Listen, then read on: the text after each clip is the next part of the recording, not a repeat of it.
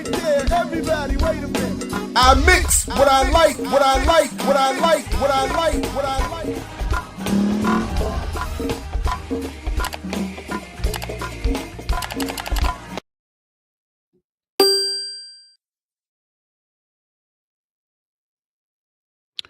All right, what's up, world? Welcome back to I Mix What I Like right here on Black Liberation Media. Good morning, everybody.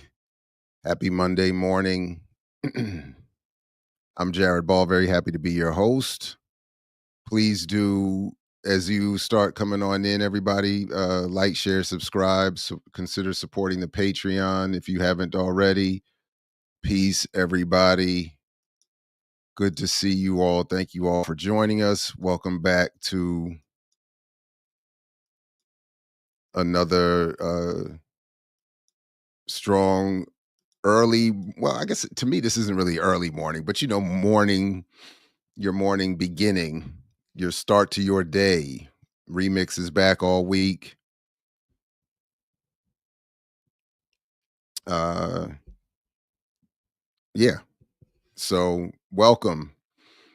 Hope you all had a good weekend. We have had a number of things drop on the platform.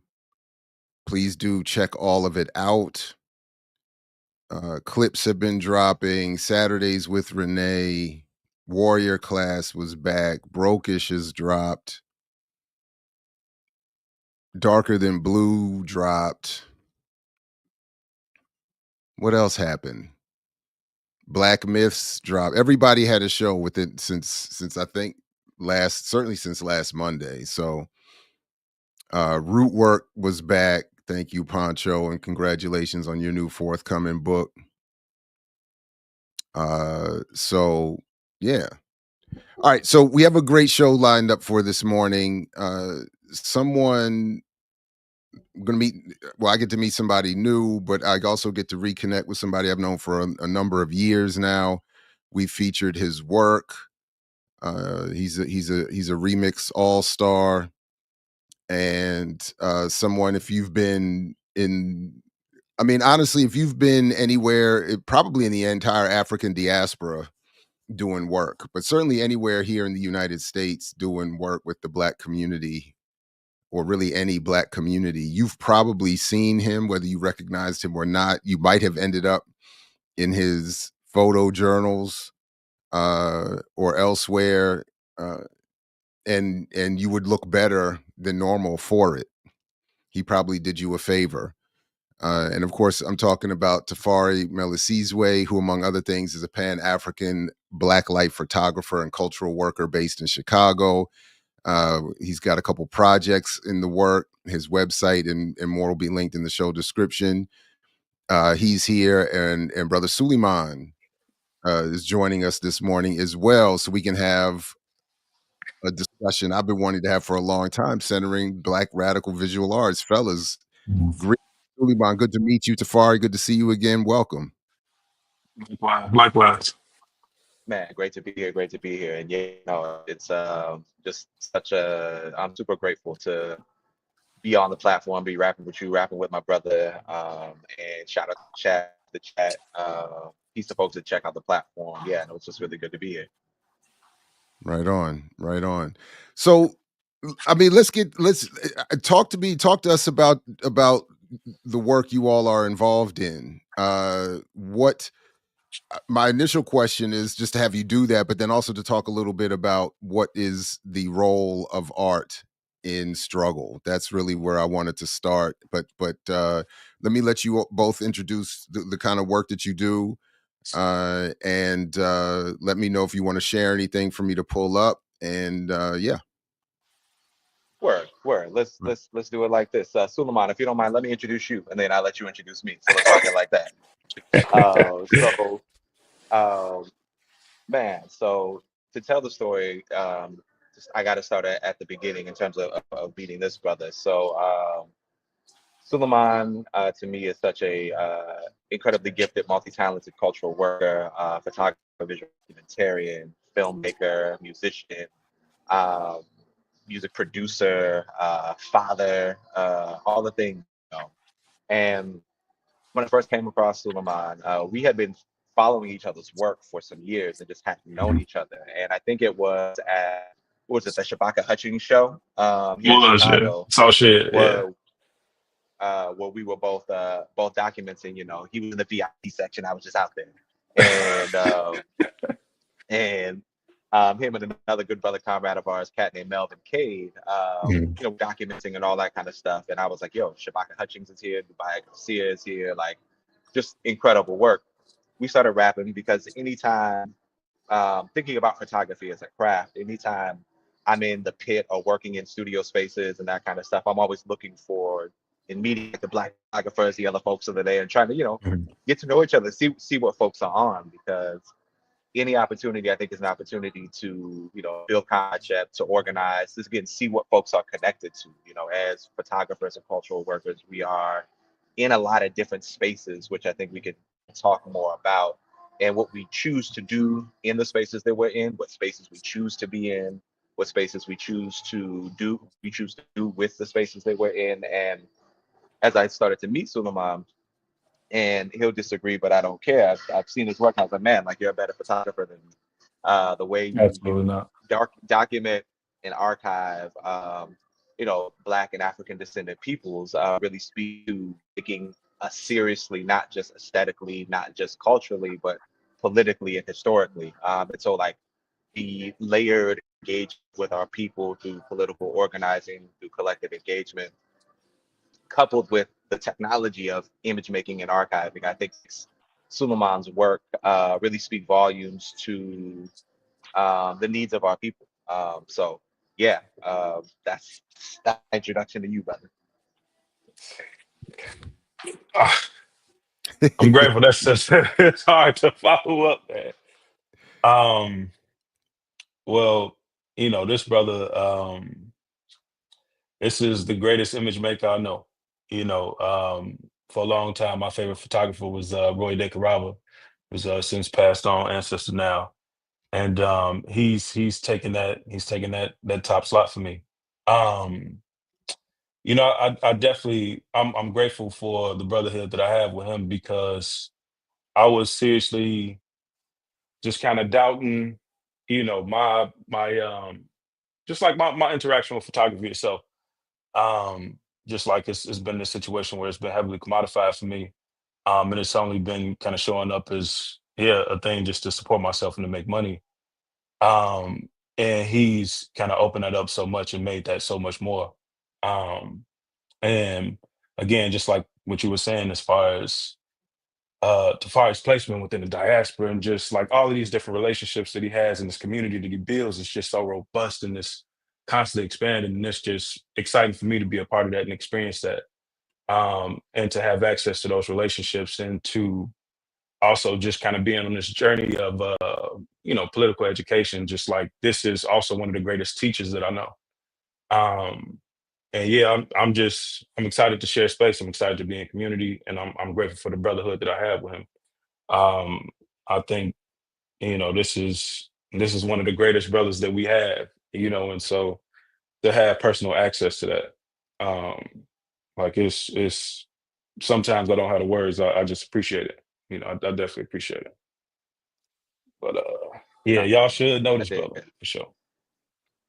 And toward No, I and get thank it. you for that. Now, yeah, and towards your question, I think that, you know, we often in our organizing spaces, in our collectives, within amongst our people, talk about, you know, the need to, you know some things, the need to have a political and social understanding of the material Mhm, conditions that our mhm, people are dealing with, have historically dealt with, to mhm, better us understand the types of tactics, strategies we, you know, take in the present moment and move into the future. And I think that photography for me came a tool towards that. I tell people all the time I was a photographer before I was an organizer before I was a photographer. mhm, And really, when I got into photography, it was really through my mother, who also is and was a photographer, and she used photography as a tool to explore Pan African identity and culture. So here I am, you know, like 8, 9 years old, mom, you know, blasting Fela Kuti in the house, putting together these collages and these photo projects and photo essays, not necessarily like looking at, again, how can I make beautiful pictures of landscapes and dogs and no shit, any of that kind of work, but it was like, I can do something a little different with this lens. And basketball was what I did growing up. So I was like, that's real cool, mom. I love what you're doing. I'm gonna be out here playing basketball with my friends. But she was really instrumental in making sure that I had an African-centered consciousness, an appreciation for the world, and was very keen on making sure, like, no, you're gonna know some things because whatever you're gonna do, at some point, you're gonna have to make political decisions about your interests. And and so for me, photography was a tool to explore identity. Jared, you and I met in Baltimore. Baltimore actually was at the tail end of me going to 6 high schools in 4 states, which gave me a really broad lens of interacting with a bunch of different African descendant communities from Southern California to Metro Atlanta to rural Georgia to Minneapolis to ultimately to Baltimore. And it was there that I was like, man, I'm hearing so many people rightfully criticize, rightfully talk about how mainstream media doesn't provide accurate representations of our people and of our communities. And I was always like, that's not a surprise. Look at the context that we find ourselves in. And so how can I contribute to a body of work that doesn't prove our humanity to people? We don't, that's not the point. How do we document and archive who we are to ourselves as a catalyst for ship making, for community building, for organizing, and so that present and future generations can look at the work that we've done and have visual as a form of legitimizing the the efficacy of the efforts of the work we've done. Because if not, again, verbal and storytelling is so keen and central, but I think photography, particularly the way that folks like Suleiman and myself, photographers like Amber Eileen that's based in Cuba, really tending to the relationships of people, communities, and collaboratives, and have like a bodily commitment to being there. So it's not just flying in, doing some things, dipping out, and posting it on IG. It's like, no, I know these people. We struggle together. The images are evidence of that, are proof of that relation. No, I'm just sharing some of the work here, the Indigenous lens on Instagram, where you get an idea of the quality of the work and the expansiveness of your reach. And then, some people have brought up in the chat, we are working, Tafari is going to see if he could somehow improve the mic. You see here, he works in a visual medium. He might not know so much about sound. So he's focused on how things look. We'll forgive the brother. You know what I mean? No. But yeah, it did feel like Tafari. I mean, for a time when I was more out in the streets, it did seem like I saw you everywhere. So I'm never surprised to see your work capturing the work that's being done in whatever form. And Suleiman, when if you got links or something you want to send me, please do, and I'll share them as well and put them in the chat in the show description. Tafari's website is in the show description already. But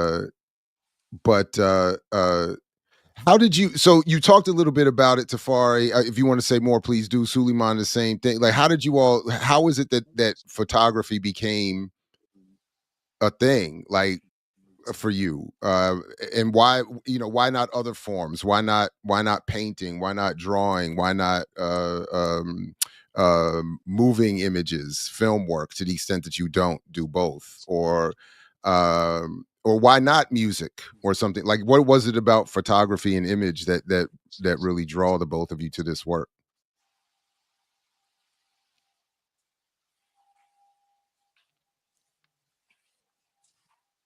Well, personally, so just like my first love was honestly music. As a sound practitioner, and at some point, I picked up a camera. I decided to buy a Fuji X100F, like pocket camera, and I don't know. It was this idea of being able to truly archive just like any existing moment around me. Um, and it just felt so important to be able to have. I think it was a very accessible way to truly document the community around me. So like what I was doing initially, I was taking photos of my mom. Um, just always just kind of popping up at the crib and just documenting her home and the garden, just whatever, just existing. And I just felt it made me feel that every moment um of black life it was worth archiving, it was worth, documentation. And it just felt like a worthy enough format, because honestly it was a communal thing. It was easy for me to kind of get out the way. I wasn't this I didn't have this feeling like I needed to like direct the scene. um and it was really just like, yo, I could document a moment as it exists. And again, like Tafari was saying, it's not this situation where it's like, we got to prove our humanity to somebody else or something like this, but it's just like this insular conversation that we're having. um, just us able to again just kind of exist in this moment, to engage in the communal work together, to have a conversation. Sometimes it's without words, but like we're here. You know what I'm saying? And we're kind of just like engaged in the space and taking up the space. And also, I feel like just like from a political standpoint, I think for me, like a lot of stuff is it hits home when I see like an image, and I think sometimes like that's what we gravitate towards the most. Like these moments, just like over the course of time, or these historic or iconic moments, like I think we just gravitate towards the images that we see, of some of these folks or these icons or whoever. And I was impressed with the idea of being able to kind of do that as well, or to kind of engage in that too. Um, but yeah, I don't know. I think photography is just very accessible. It's a very accessible way to tell a story. Obviously, you can get in this position where you can kind of master to do whatever, um, because it is a technical craft at some point. But just like the entry, there's no barrier to entry. Anybody has access to this format, um, and so that's one of the things that, or those are some of the things rather that I appreciate about it, and that make me gravitate towards it, and to keep choosing it over and over again. So. mm. And let me know if this audio is any better. Why photography? I can't sing, I can't draw. Like those would not be good looks for your brother. No, for me, um, why photography? A lot of it does have to do with my mom. Again, seeing her use the medium, first interaction with the medium was through the doorway of collective exploration through Pan-Africanism. There's an installation that I'll find to share with you to put up, Jared, that I remember seeing my mom put together, that was talking about identity and growing up in Southern California. Again, shout out to folks navigating late stage capitalism out there as we are here, and all of that stuff. We like seeing her use it in that way made it very regular to me to try on the idea. This is the the way to relate to this art form and medium. If not, like, what's kind of the utility? Then it becomes kind of a decadent project. And so my mom put Gordon Parks' A Choice of Weapons in my hand, had me read it at 12 years old, slightly before that. Richard Wright's Black Boys. She had put me in study groups when I was really young. So I just had been around intellectual spaces trying to figure out these questions. Again, how do we relate to each other? We very much were a soda household. And even at my mom off to be like, people, in the early and mid 90s, like if people are going to call themselves African Americans, which we did, we too were big in this African and American community. Like, but people don't know anything about the continent of Africa, about African Mhm. peoples historically, contemporarily, and so like take that seriously, and I did, and so as I started moving, I always became curious about meeting communities of Black folks. Like, what are we doing in these spaces? How have you come to be in these spaces? And again, I'm a teenager, asking these questions of other teenagers, trying to get high school students to like sign petitions for Mumia Abu Jamal. So I was like that odd kid that, despite the ball facade now, had locks, was playing basketball, giving folks the business on the court, and then being like, "Hey, you should read this piece about Mumia Abu Jamal." Um, You see how he and worked that in, right? You see how he worked that in, right? look, I Yeah. mean, Yeah. Okay. and and I'll touch on that a little bit later when I talk about some of my relationships with students. But make a long story medium, got out of high school working at a pizza spot off of out near Security Square there, and saved the money to get a camera and quit, and that's what I did. And at this time, there were a couple of formations in the Baltimore area, now known as the Pan African Liberation Movement, obviously leaders of a beautiful struggle. A later formation, the 6th Region Diaspora Caucus. And so I started joining these organizations and formations, just trying to see like, okay, what's going on in the Baltimore city landscape. And what brought me to the art photography in a productive sense was really, at first I was a graphic designer because I was seeing these different organizations, like their marketing materials were well intentioned, and they just like weren't well designed and well oriented. And the particular relationship that I saw people have with them was like, yeah, well, we have to be good with people if we're going to be good with organizing. And so if the only time I see you in my neighborhood is you giving me a flyer that's poorly designed, telling me what's wrong with me today, like I ain't gonna show up to your stuff either. And supporting grassroots organizations who had the right aspiration, but no one was really putting the time into cultivating message, cultivating the documents to relate to everyday people. That kind of became my work. They started asking me to document some of their proceedings and gatherings. I would do some of that stuff. Looking through my archives a little bit last night, I got some early stuff of UJ, like Everyone's Place, at with the Reality Speak series. I've seen, just a number of things I want to share more. But really, I saw it as a form of community service. Like, here we are in these spaces, having these lectures, having these conversations, and they need to be documented. And they need to be documented by not someone, it's not documented for the Baltimore Sun. It's not documented for mainstream and publications. Like, it's documented by someone, in this case, me, that is, not just thinks it's cool, but like trying to actively participate in an archive and see this as a contribution to that archive. And that took me to a bunch of different places and organizations, ultimately leading me to working with a group of Habesha, being able to travel internationally, taking Black high school students from Baltimore to Ethiopia and Ghana, throughout the United States. So just navigating all these different Black worlds, bringing people along, and in that documenting our experiences, re-Africanizing, lowercase a, in ways that, again, connect people to real things and not mythologies, as a basis for making subsequent activity. So for me, again, photography was the medium that allowed me to do that. Also, it's fantastic for being able to return to things over and over and over again, return to conversations, return to people, return word.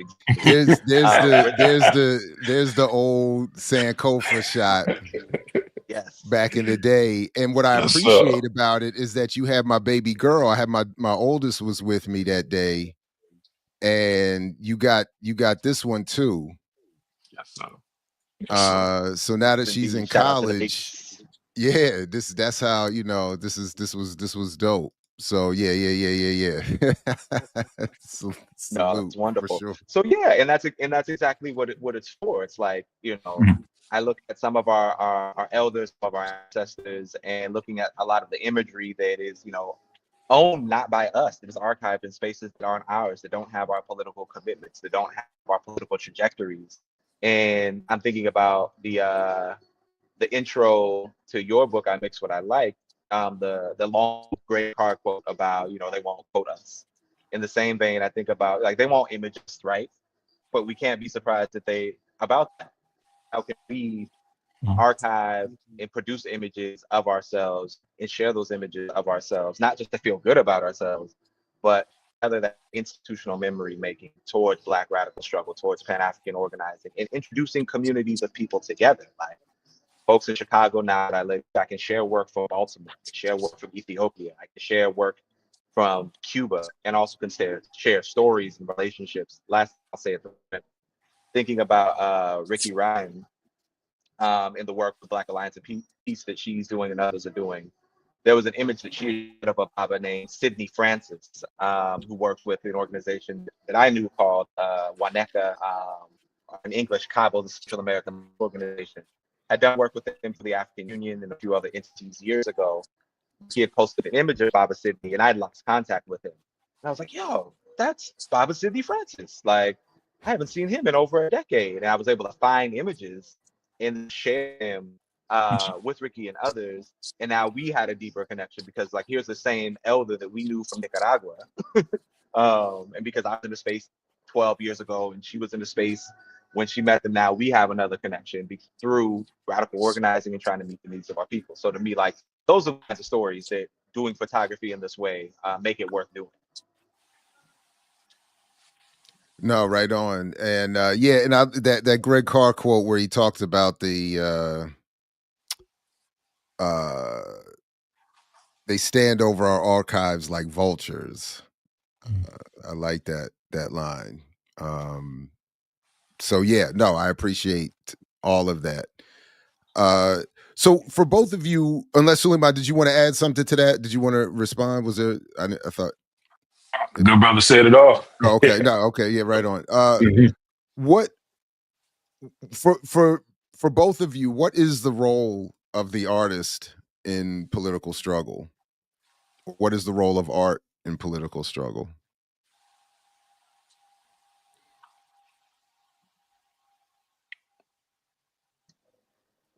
I can go, but I feel like I've talked a lot. I want to share the space. Go ahead, brother. Go, brother, please. Okay. Man, I think that what is the role? I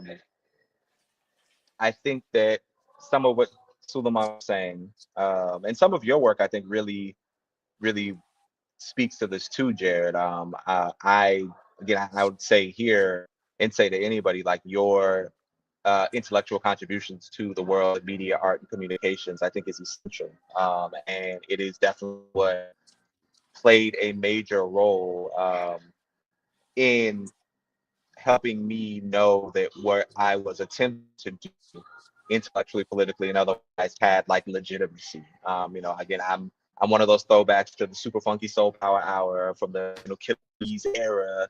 To I knew about Hypnotic Brass Ensemble and your tape overlay that you did. Like I used to listen to that joint. It was like I would be hyped for that, and to hear Hypnotic Brass Ensemble, which is a Chicago-based group, perform for something over the holiday season a couple of days ago. It was like a full circle moment to hear them play War. And I know that through the, narrated with the John Henry Clark quote, narrated with the Marimba Ani quote. Who else was on? I think Sinfo Tonkan was on. So it was like that. Well, Kwame Ture, Barbara Sizemore, Kathleen Cleaver, and I'm forgetting someone, but that was Marimbani, John Henry Clark. That was the intro for the show, and I would love to play it here, but in all respect to the brothers, the copyright game is strong. Like I don't, I've already tried it, and so. But yeah, no, I appreciate that. That's Sorry I didn't mean to cut you off though. But yeah, go ahead. Oh we just building. So for me, the role is what is your contribution? What is my contribution? And it is just that. So it's like me making photography and documenting radical movements and being in those spaces is not a substitute for political organizing. It's not a substitute for political education. It's not a stand-in. It's not okay, check, here's my thing. Because if we only needed beautiful images to free us, we got enough of that. But I think for me, I really come from kind of like the Jack Odell kind of school of thought. So came across through your work and then went and followed and read Nikhil Pal Singh's piece on him.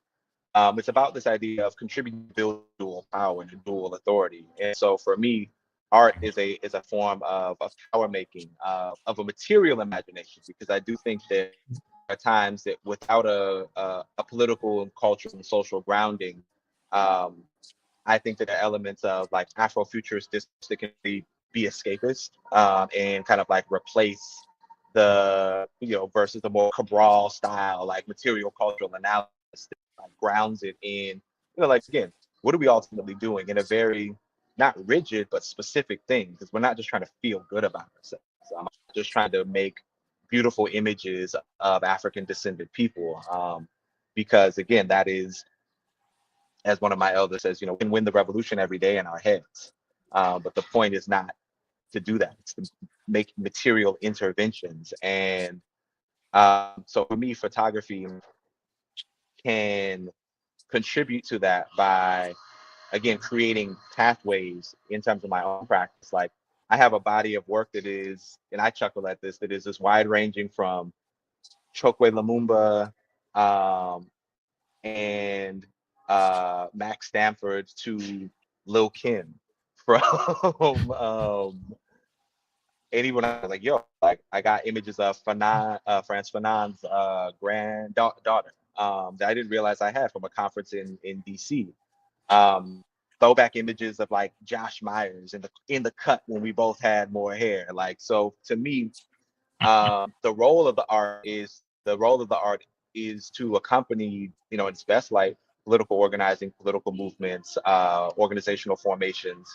So like in terms of my own practice, like I want my work to be used spaces like here, like spaces like the Black Alliance for Peace, like through entities like the Tricontinental, because even if we may have principled disagreements, and it's not to imply that we do, it's a productive struggle rather than, oh, let me get my work in the New York Times. Like I never want my work in the New York Times.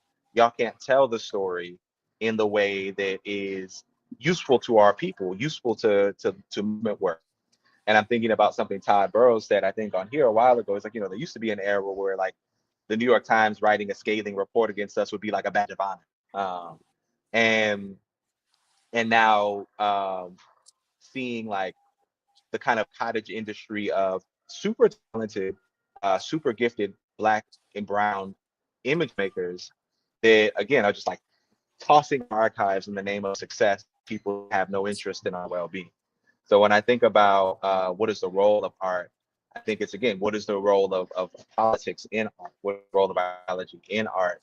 And how does maintaining a consistent study and relationship practice with movement people keeps me sharp towards informing subsequent directions of how I can accompany supporting visual legitimacy of the work that we're doing. And again, I see that as a part of it, not necessarily as it in of itself. So I don't take some pictures, go home, and then go back and do anything else. It's like, no, this is the way I show up in organizing spaces. But I also can sweep the floor. I also can make a presentation. I also can communicate with people.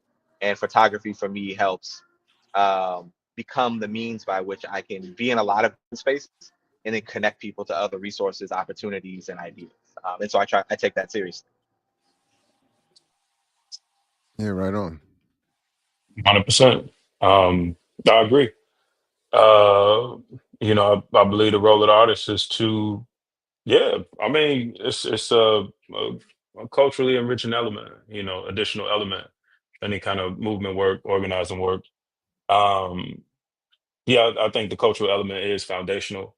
Um, and it's kind of the thing that I'm kind of going back and forth with now, but trying to figure out. But it's definitely this idea that the things that we produce, the cultural element itself, as long as like if we are subjugated folk, um, that's going to press on our ability to do anything as artists, as cultural workers, as creatives, whatever you want to call yourself.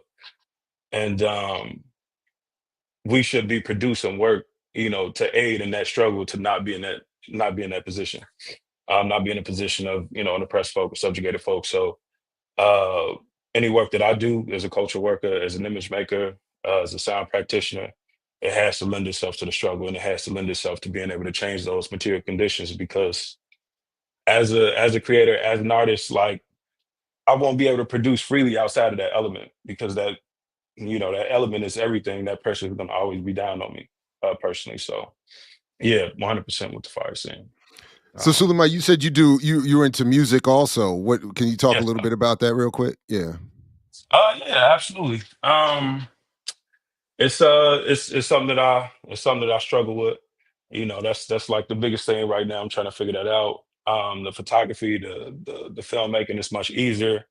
It's much more accessible, and again, like it's been this thing. It's been the main thing to kind of support me, to support my family, and so it's been very accessible where the music has not been. It's kind of like in this pressurized state. Um, but the kind of music that I produce is kind of all over the place, because I'm always kind of it's always an ode to just like this idea of great black music, which is very expansive. So I began as like I was playing the horn, I was playing the baritone, trumpet, tuba, French horn in high school, and that evolved to just like me doing music production, me kind of rapping, and then I moved to LA. I was trying to do it for a while. I was trying to do it on a serious level. It didn't necessarily pan out. Came back to Chicago, was sitting for a second, and I've recently just kind of reinvented myself, or really just, I guess, expanded just like my practice to now. Um, we dealing with live instrumentation. I've been playing with like jazz ensembles. So I've been kind of digging in on that. Currently working on an album that it is it's centered around blues. Um, and I don't want to be in this position where I'm trying to remake the blues, because I don't think that you can do that anywhere. But what I am trying to do is to make it um still trying to figure out a way to say this, but to kind of make it accessible. Like now, for I don't know. I'm still trying to figure that out. So is But it like neo yeah, blues? Is that what you? Is that like a? nah, nah. Is that like a? It, it's And hard to what explain would without actually Chicago know hearing about the blues anyway? I mean, what would Chicago have to say about the blues anyway? I mean, everything. All the great stuff passed through here. You know what I'm saying? I mean, really, yeah. I appreciate the geographical location, and just like the central location of Chicago. I think so much kind of passes through here. We got access to so much, and so many different things influence the kind of music that I create. The sounds that I produce. Um, but I do want to speak the language of the blues, because again, it's like just everything that we're talking about.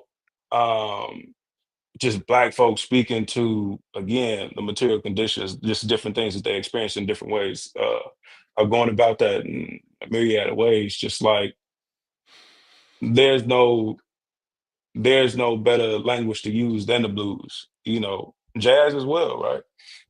So being able to combine those elements, and to kind of keep that to keep that just like in the present moment, because generations keep coming, and so always wanting them to have access, and to also be a gateway to them exploring just like the origins of that, the past of that. And so that's where I found myself. So I guess you could say I'm kind of I'm a conduit, trying to bridge that gap constantly. So that's where my music is. But it's hard to explain without actually listening to it, because I don't know. I don't know. Maybe No, that's I why can't wait. I look yeah, forward to it, and and right on. and and definitely, when you send me the links to the photography, make sure I get the I the, mean, the music links and all of that too. let Uh, me get on that. no, Mhm. I'm a recovering bluesaholic myself. So like Yes, sir. and so of course, big respect to Chicago. Hmm. And I hope some of the chat understood the sarcasm in my comment there. I sometimes feel like people take me literally and feel like I wouldn't have understood that Chicago had anything to say about the blues, which is, you know, I'm an Albert King man myself, so I know a little something, you know, a Come on little now. something about it, you know. Yes, sir. So you know, but you know, Don't and know but Mama's bad sound Biscuits. I don't indeed. know if you know about Suleiman. I don't know if you know about Mama's Biscuits, the greatest funk band in Western Maryland from 1997 to 1999, in which I had the Put me fortune to play the on. drums. No, Yeah, no, I'm the just playing. bad thing It was beside of my the chess college piece. funk band, and we, you know, there go Eli.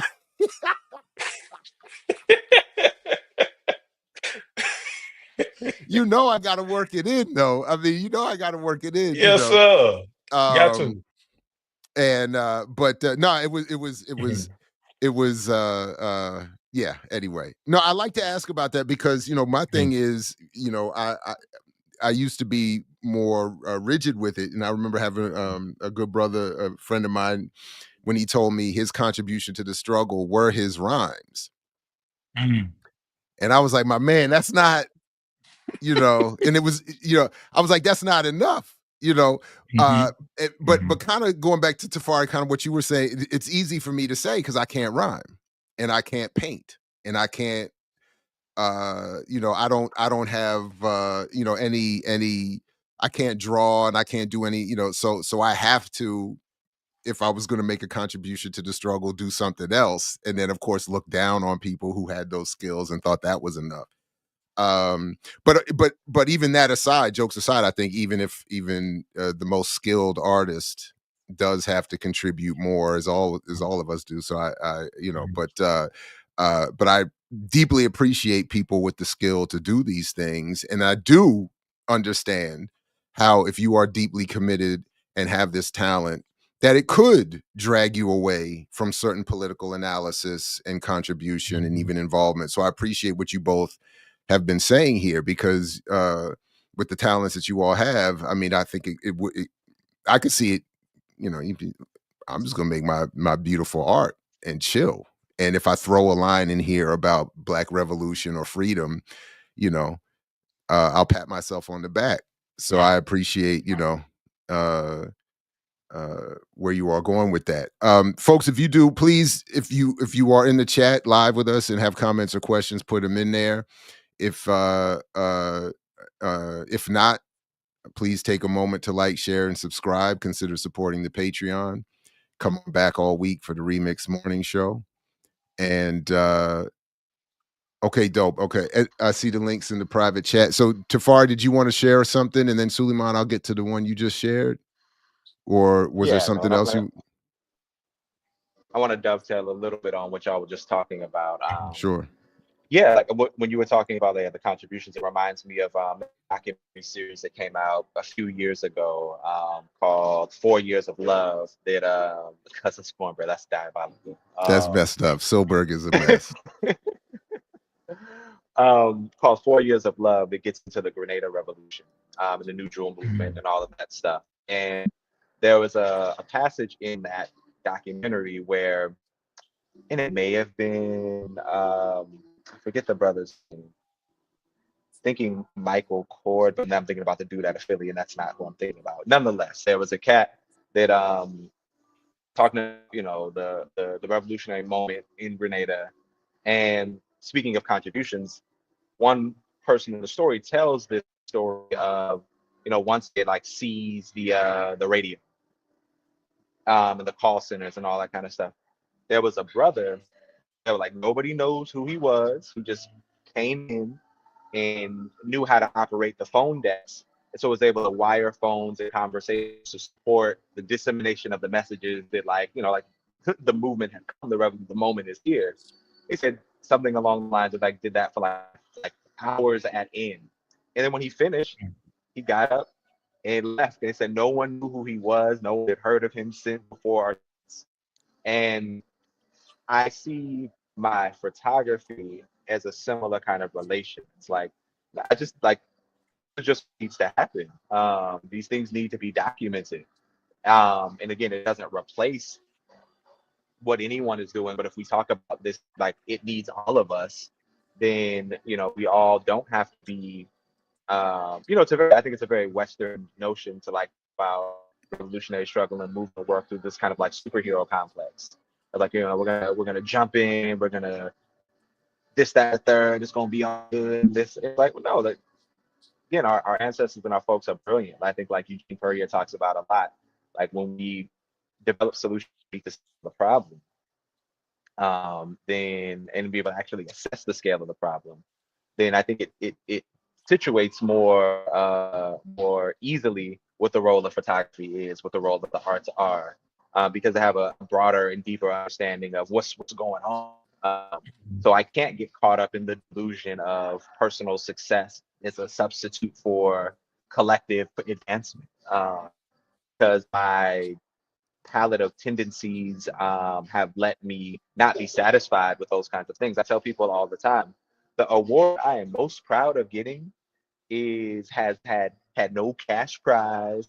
I didn't even get a placard. I could try to make it myself, I guess, but it was from the Black Alliance for Peace had done a revolutionary art piece a couple of years ago, and I won a category award for some imagery I had around the police assassination of Rayshard Brooks in Atlanta. When I lived in Atlanta, I used to pass by that Wendy's pretty much every day on my way to a Capoeira Angola class that I would go to. And so when that happened, I'd driven back from Chicago. So I was going back and forth between Chicago and Atlanta at the time. And just like, oh, I know this Wendy's. Let me go document what's going on. And in sharing that with Black Alliance for Peace, they were like, boom, here's a little award. And like, these are the kinds of spaces that actually are validating to me, because you can get into photography and artistic spaces where people will criticize the technical aspects of the photography, and that's a worthwhile endeavor. But again, to me, that doesn't supplement or supplant the why that is deeper than, again, I'm just trying to have a photography career, meaningful contributions to Black people. Like, and so if I need to, and if photography helps, I will do that.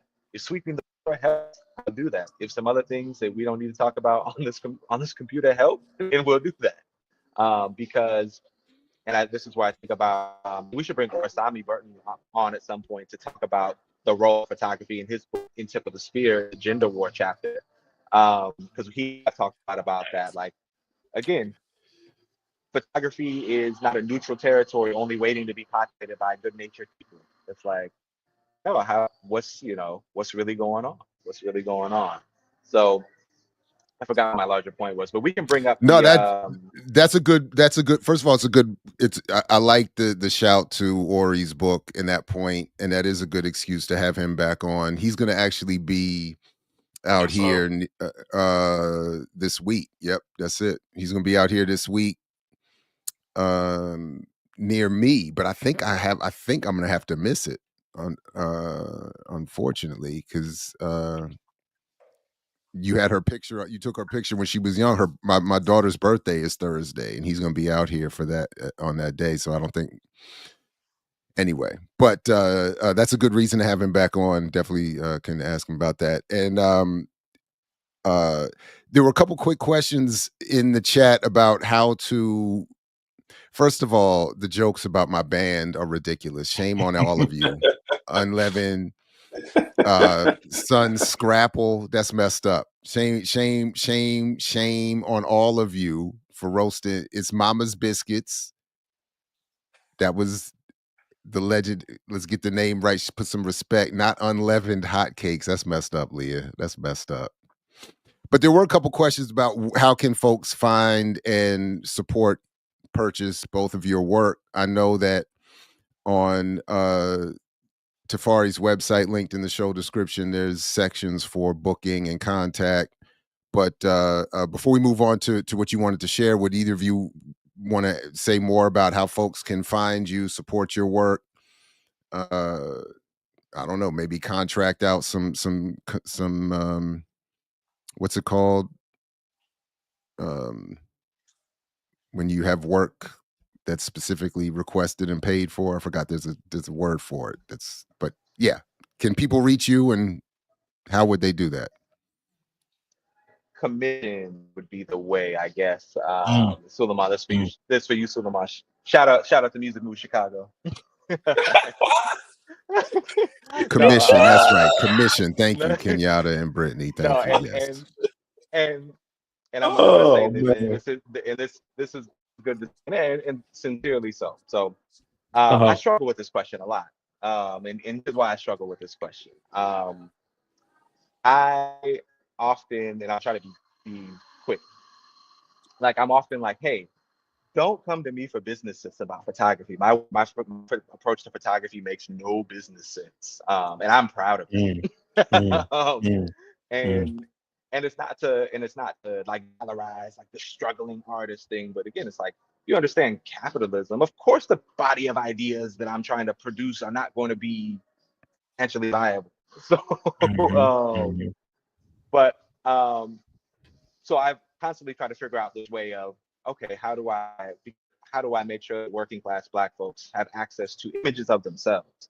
Um, and so what Jared was talking about earlier of a poster pack called Fictive Kin, that is a way of trying to connect more of our people with each other. Of course, a lot of us know are at least familiar with, the history of about books like Without Sanctuary, which I had in my household growing up, which is an archive of lynching photography.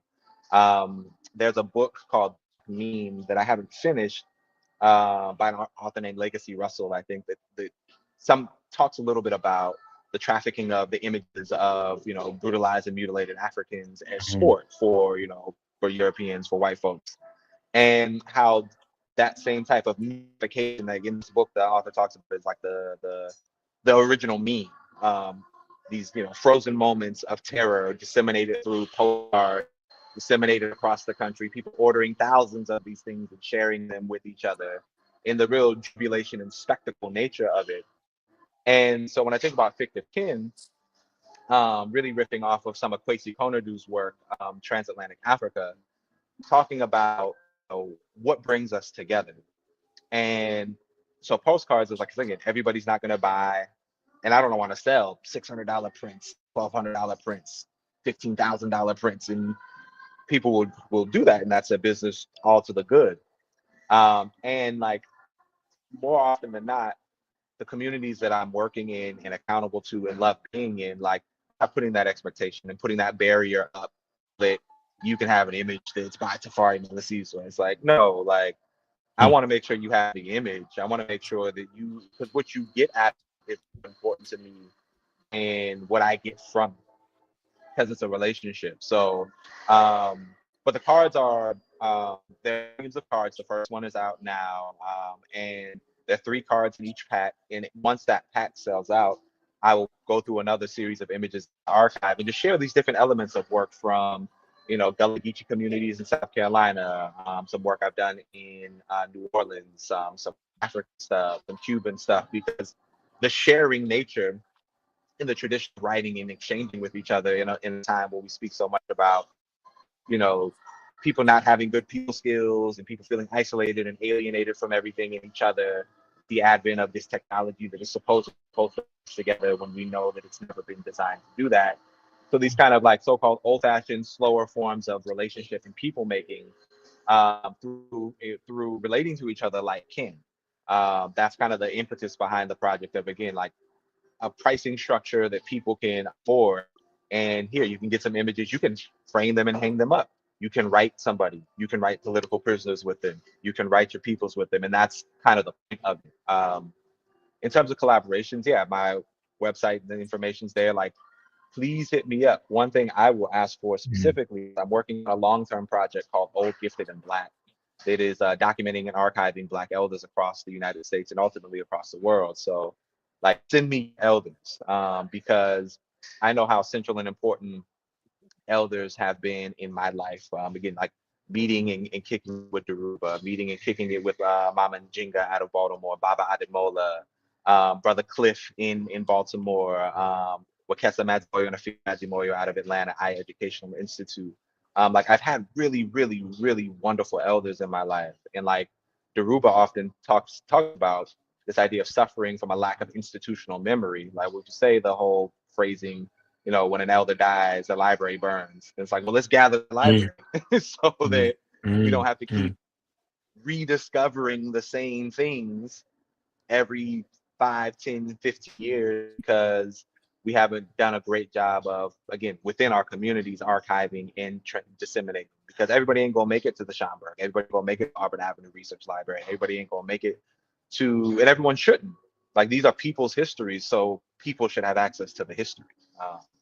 And that's kind of my, I guess, my guiding light in terms of business stuff is, so like, connect me to elders, connect me to your people, connect me to that, so we can gather and share these stories with each other, as a means of people making. Because if we know who we are, I think we can do a lot better job of knowing what we have to do, and not being afraid of doing what we have to do, because we know what those that are walking the earth and our ancestors have done, and there's visual evidence of it. Right on. Thank you for that. Folks, please do like, share, subscribe, support the Patreon. Come on back tomorrow morning and the rest of the week for the Remix Morning Show. And yeah.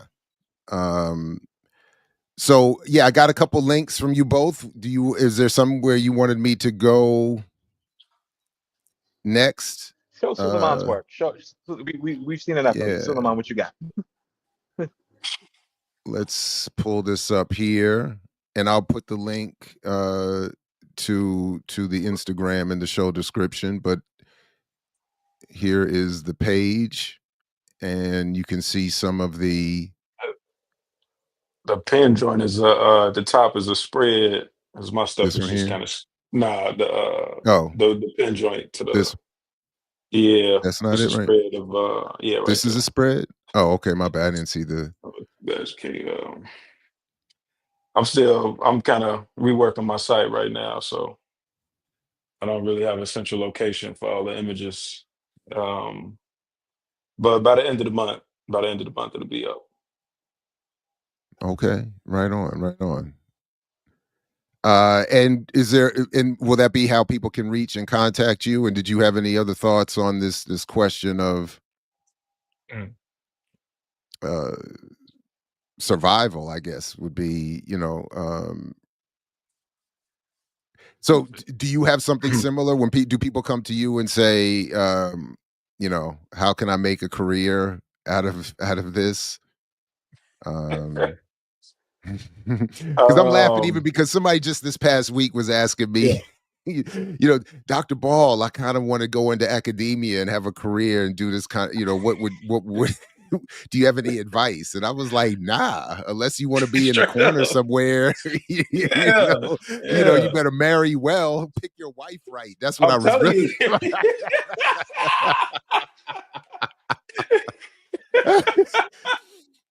I mean, Mm-hmm. that's so that's I don't know if you want to add on to that. That was my Right. 2 cents. I don't know spouse correctly. I don't know they want a part of this struggle here. This thing here, man. Just kind of just mirroring Tafari's point. That is not That's fly right there. Where do you get that cap? My bad. That's fly. That's a comrade of mine, Melisizwe, incredible painter. He's actually painting this image. Oh wow. And so okay. so this is a reference. Yeah, that's Melisizwe right there, actually. Oh damn! With the bullfighting, with the I see that's slick. All right, all right, all right, brilliant all brother.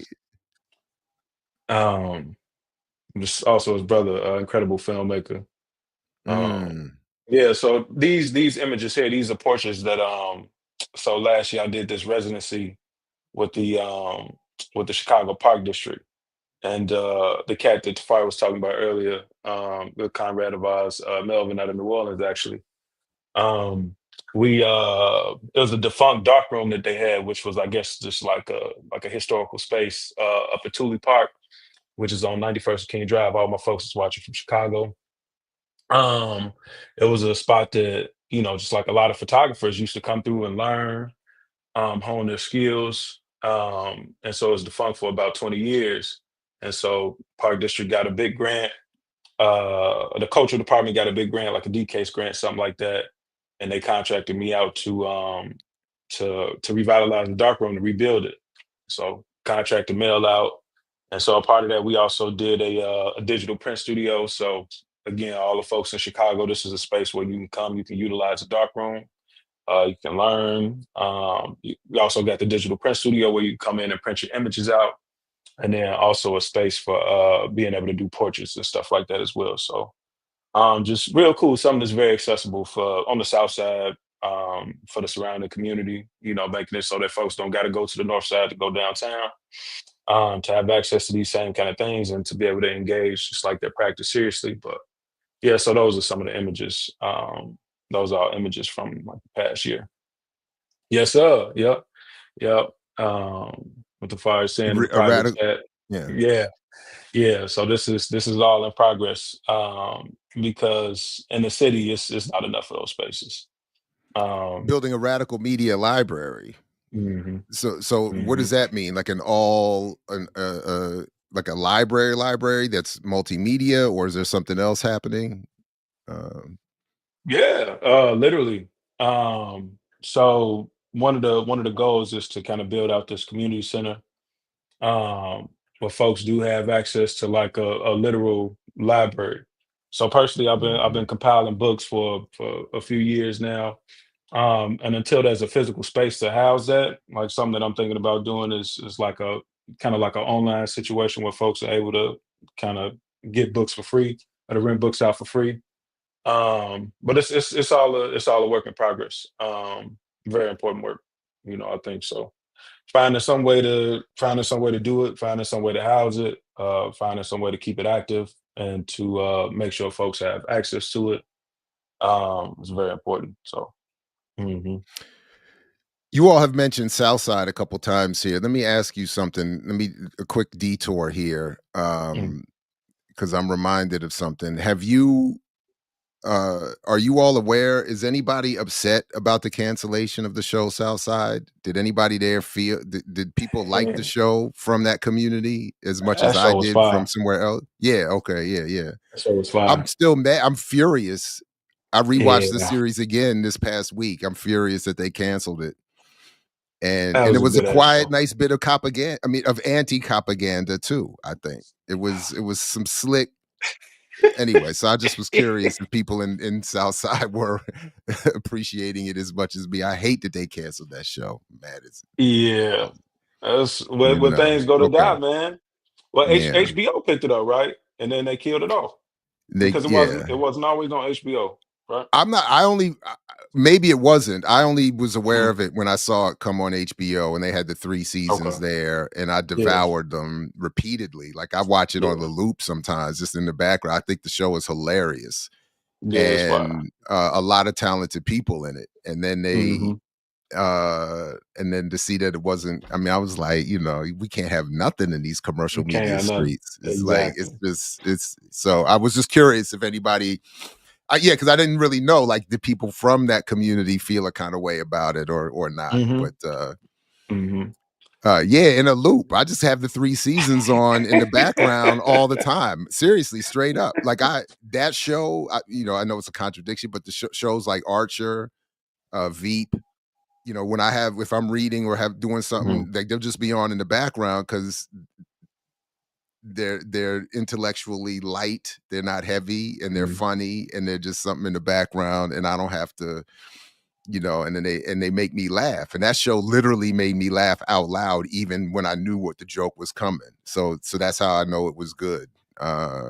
So anyway, sorry, I just was curious. I was just curious. No, you know what? It's another joint. I forget the name. Is it Bust Down? It's based in Gary, Indiana. Oh, So it's got really? the same kind of energy, but I think that joint is. Let me see. Let me look it up. Oh, I didn't know about that. Um, I'm not familiar with that one.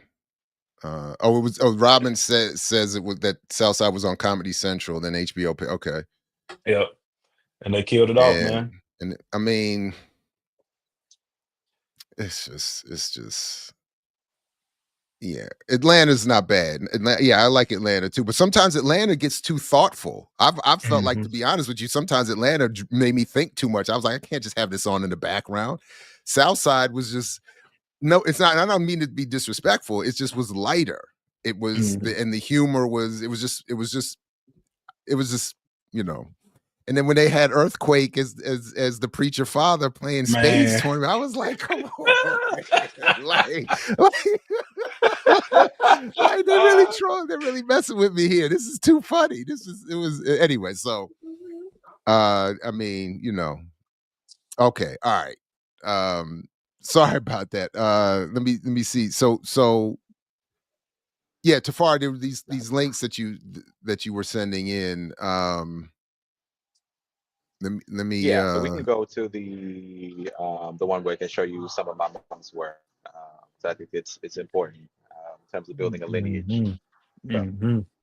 whose work? and it's I'm a good sorry, way to talk which about. link here? Let me click on the link to make sure I got you right. The one that says sitting at the long end of the table. Uh, I can put it in the chat too. Oh yeah, I got it. My bad. Here it is. Bet, Yeah, bet, yeah, bet, bet. yeah. So yeah, if you bring it up, I All can right. I can set it up. So another part of my like photography journey, again, I was in Baltimore, I was in West Baltimore, and at this time, I graduated from Woodlawn High School and was originally trying to go to school at the University of Cape Town. Not because I necessarily wanted to go there, I just wanted to get out of the United States, and wasn't able to do that.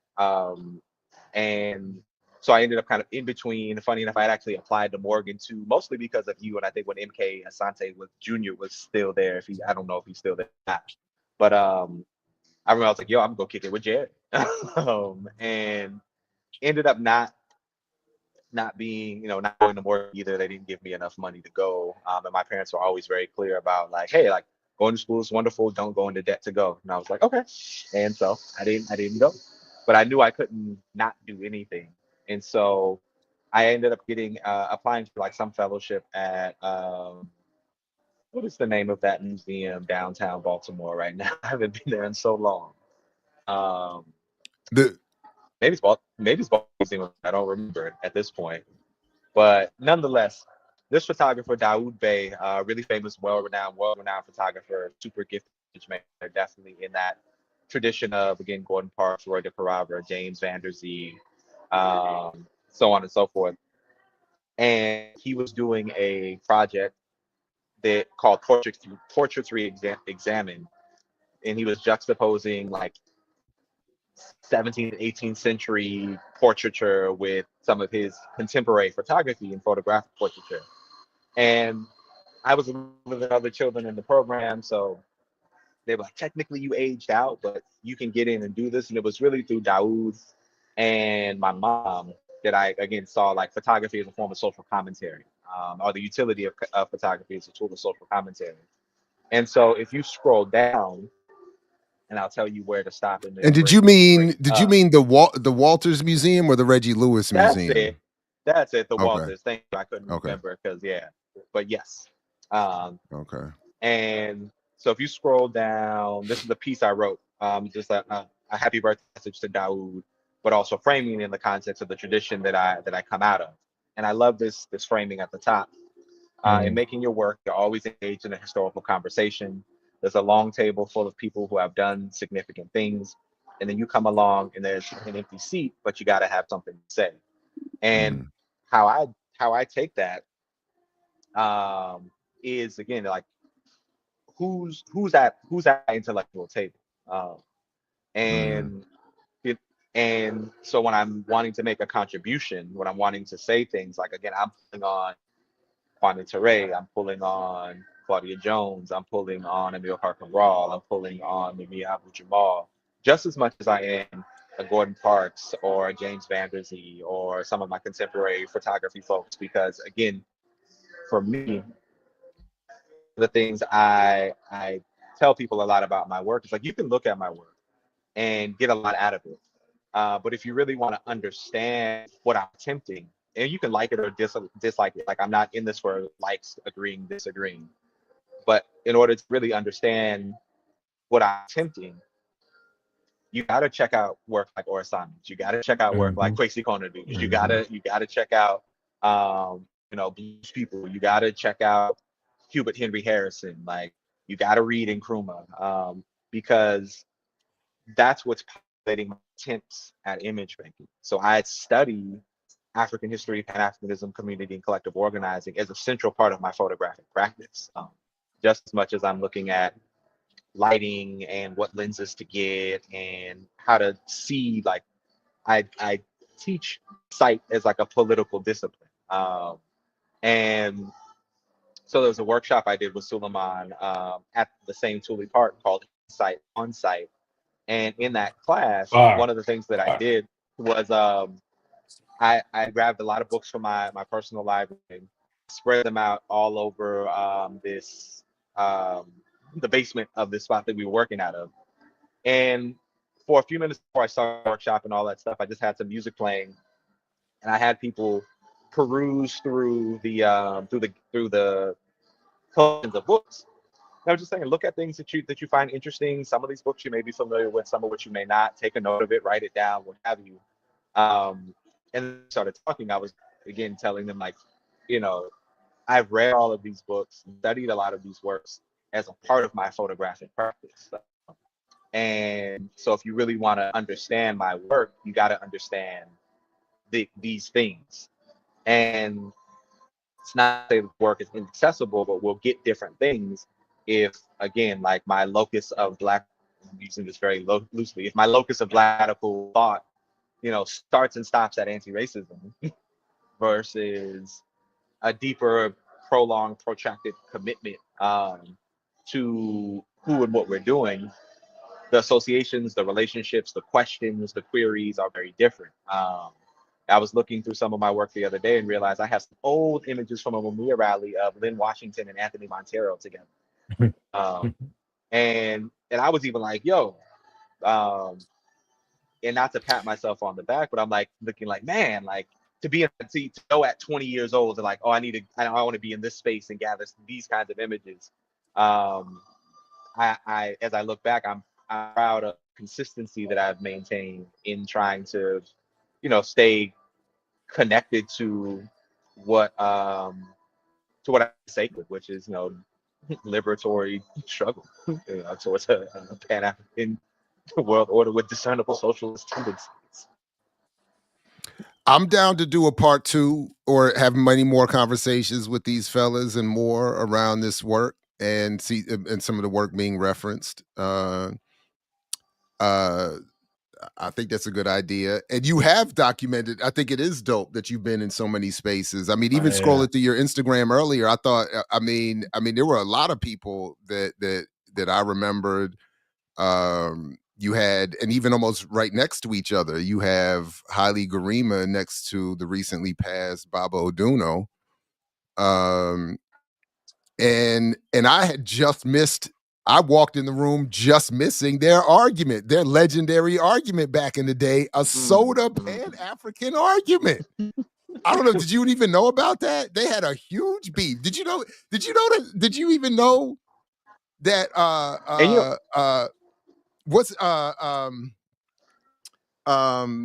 my God.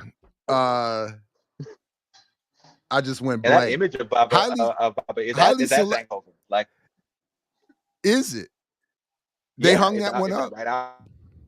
Oh no! I made the photograph there. They ain't hanging it.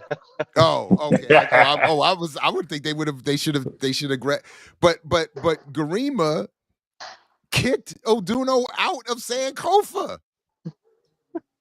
And because Oduno was telling him, you don't respect Black men. Yeah.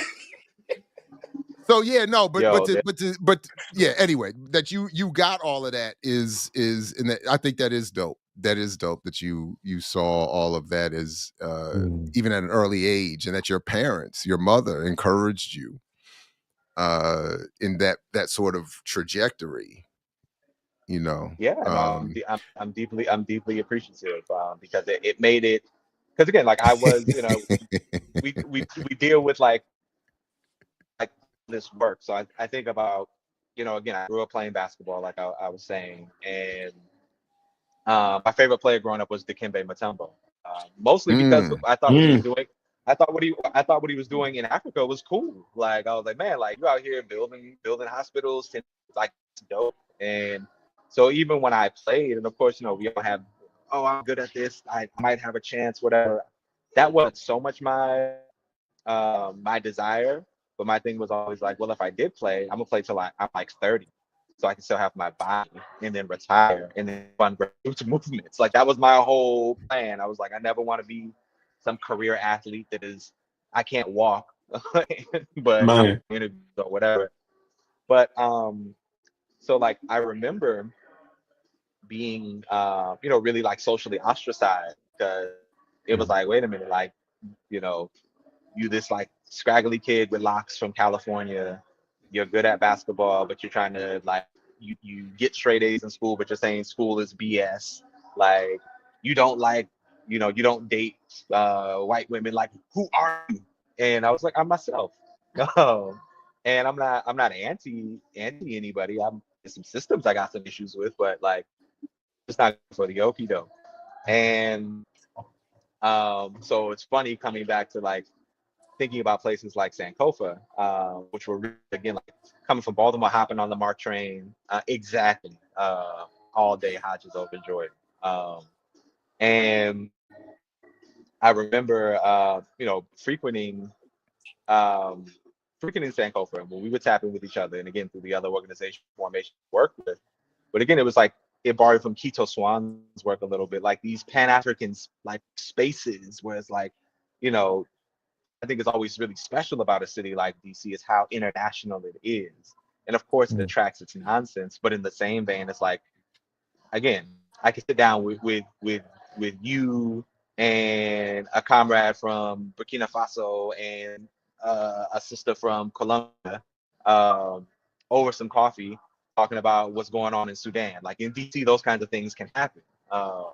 And to what I really love about working in Chicago is the south side of Chicago, specifically the south and the west sides, are places that I think are like, I've never been in this place where I've seen so many people casually proud to be Black, which of course not sufficient for anything. Casually proud to be Black. I like that. That's what's up. That's a It's casually, and because in DC yeah, it's not casual. It's a bougie parade overt. right. So I like that.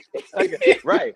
Um, and in this, I think some shout outs for the people I've met are useful here, because again, I'm not a solo photographer. I don't do anything on my own or by myself. And I mentioned this organization earlier, in a loving, joking light, but I also want to seriously accord, Music Through Chicago, a good brother here, Ari Smith, and his whole family, like big love for the work they've been doing here in Chicago around bringing cultural arts programming of an African-centered type to the far south side and to the south side, because through them, again, students have been able to interact with folks from Mali, from the Dominican Republic, from Brazil, from all throughout the African world, and not just in performance, but in workshop.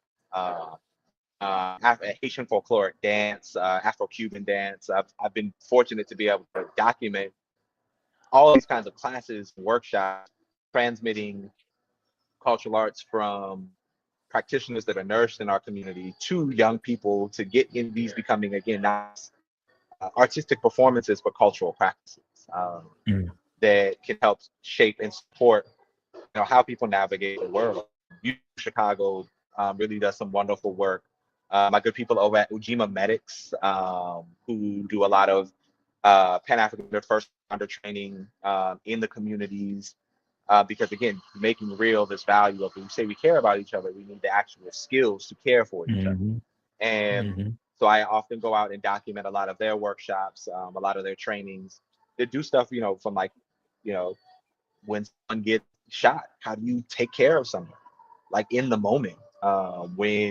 If you need to call, elements of the carceral state, we'll call the police, the ambulance, whatever. How do you take care of the people that you're taking care of when they arrive, so that they take care of the people? And to be able to be in those spaces, like you're talking about, the offline spaces where people can have really frank conversations, not just about the political ideology, but their scares, their concerns, their trepidations when the moment comes, and being like able to witness and describe that visually is really, really profound and powerful. So like Umedics. I think if y'all are not familiar with them in Chicago, definitely tap in with them. Music Move Chicago, definitely tap in. Because it's really cool to be able to, you know, go out and document and support those kinds of efforts, and then give those organizations and entities, again, like, visual legitimacy for the wonderful work that they're already doing. Which brings me back to, even in my starts, Davon was in the chat earlier. Got to give a huge shout out to Leaders of a Beautiful Struggle, to the Eddie Conway Liberation Institute, throwback to that. Rest in power, Baba Eddie. Again, it's through them that I got to spend time with Eddie Conway. So when I lived in Atlanta, and he showed up, he remembered me. I looking through some of my archives, I forgot, like, man, I've spent a lot of time with Pan Africa. Like, and how fortunate I feel to choose these kinds of politics every day, to choose this kind of life work every day, and to work constantly on deepening it, so that, again, I can be an effective member of what we're doing and not just around. Because life can just be around. Again, like, who was it that said, if everybody marched with Martin Luther King, that said that the Edmund Pettus Bridge would have collapsed. That's what my godfather says. Yeah, if everybody that's why I who got said, it. he says it all the time. Yeah. If everybody who was if everybody who claimed was there, it would have collapsed. And I definitely, that's why I like the work that you both are doing. So that 30 years from now, when everybody's claiming to have been in these streets and these struggles, you can be like, nah, you're not in any of these. Where are you? Because if you was there, you'd have been in all of these pictures. You wasn't nowhere. And we need that. If for no other reason, the both of you are contributing mightily to that important cause. Soul Life said, I bet there are people out there that think Pan-Africanism means a black Peter Pan. And I can't even be mad about that. I'd watch the crap out of that movie. I only highlight that because, one, I kind of think it's funny and it's unfortunately true. But I did just happen to see a video talking about the history of the real Peter Pan. And the boy who had Peter Pan named after him as a character ended up taking, if I remember correctly, taking his own life, in part because his life didn't go well and he didn't like being, it was too much. It became a struggle for him to be associated with that positive rendition of what went so poorly for him and others. So I think anyway, it made sense. It rang true that the popular version of somebody's life would not reflect it accurately and be turned into something, that even testified against the actual experience. Is so. But yeah, anyway, sorry for that detour. I just got distracted by that point in the chat, which is probably true. Somebody's out there probably thinking Pan-African, Black Peter Pan. Anyway, that's a shame. Right. That's a shame. I did have a question that I should have written it down. I lost the thought. Suleiman, did you want to add on to any of that? And I'll try to regain my memory here real quick. I would just detract from it. That brother be saying it all, man, which I appreciate, I really enjoy it, Yeah, for sure. It's a nice way to say when I heard you. It's all good. What happened? Yeah, what? I said it was a nice way. That was a nice way. I said it was a nice way to say I'm long-winded, Suleiman. It's all good. Oh no. Real talk. No way, man. Take that space up, brother. We need that, honestly, man. I forgot what I was going to say. Damn. All right. Anyway, let's just. Well, along the way, if you're open to it, and feel free to decline. Jared. It's my. I would ask. I know you're interviewing, yes, but the question I would have for you is kind of similarly positioned. Like, how do you think, given all the work that you do, and the work that you've done, what role do you see, type of imagery that folk like us are producing? What do you see as the value and utility in the context of mobilizing for radical struggle? Like, what do you see as the Mhm. utility of images and imagery? I love to hear your Well, thoughts. I mean, in general, like I mean, I agree with everyone's basic, I think, sort of built-in human feelings towards art. I think all of us have, I mean, whether we're able to verbalize it or understand it or be conscious of it, we're all moved by art. And even forms of art I'm not normally drawn to, um, which include the visual arts in many ways. Like I don't go to museums like that. I don't, but or I don't have that deep appreciation. Like when I was talking the other day about writing, and when I talk to Todd Burrows all the time, I think of people like that who have a true deep desire and appreciation for writing and the art of writing and the skill of writing. I'm not at that level with it. So uh, uh, so I say all that to say what I find valuable in the work that you all do is that when I do see the work, it reminds me of the importance that other people find maybe more generally. In other words, Mm. when I see, just even this morning going through some of the pictures, it's very moving, and I have to in some cases play it off because I'm in this moment performing the role of a host and can't just get lost in my own emotions at looking at some of the pictures. uh but I appreciate that. So on some level I just appreciate that people can do something I can't do and produce an emotion in me and in others. So on one level I just have that basic appreciation, but specific to the work that you all are doing, the value for me is it's in motivation. It's in a certain humility. When I see some of these images, Mm. there's a Mhm. reminder that there's so many people doing so many good things or attempting so many good things. Mm. There are things Mm. happening that I'm just not aware of. I even just looked up, there was some project that you had taken pictures. I was actually just Googling it while you all were talking. I was like, wow, I never heard of the biracial history project, just as an example. Wow. So there's just stuff happening, there's people playing, there's performances, and then honestly sometimes I just get legit moved to the point of either holding back tears, or more comfortable for me admittedly is feeling the rage that some of these images inspire, and reveling in it. I like when I see an image or a movie or even a poem or something written, and I start feeling that I want to destroy.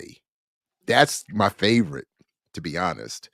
uh there's some room for self-criticism in that too, like why do I like that so Mm. much, but that is, so that's what I think, uh to when I think about the true value of the work that you all are doing, it is to say, to find ways to reach people that need other forms of outreach that bring them into some state of consciousness, even if in the moment Mm. they're not aware of it. Like I think we've all seen a picture or had a reaction to some art at a stage in our lives where we were having some feeling that we didn't really, I don't know, maybe couldn't quite get yet.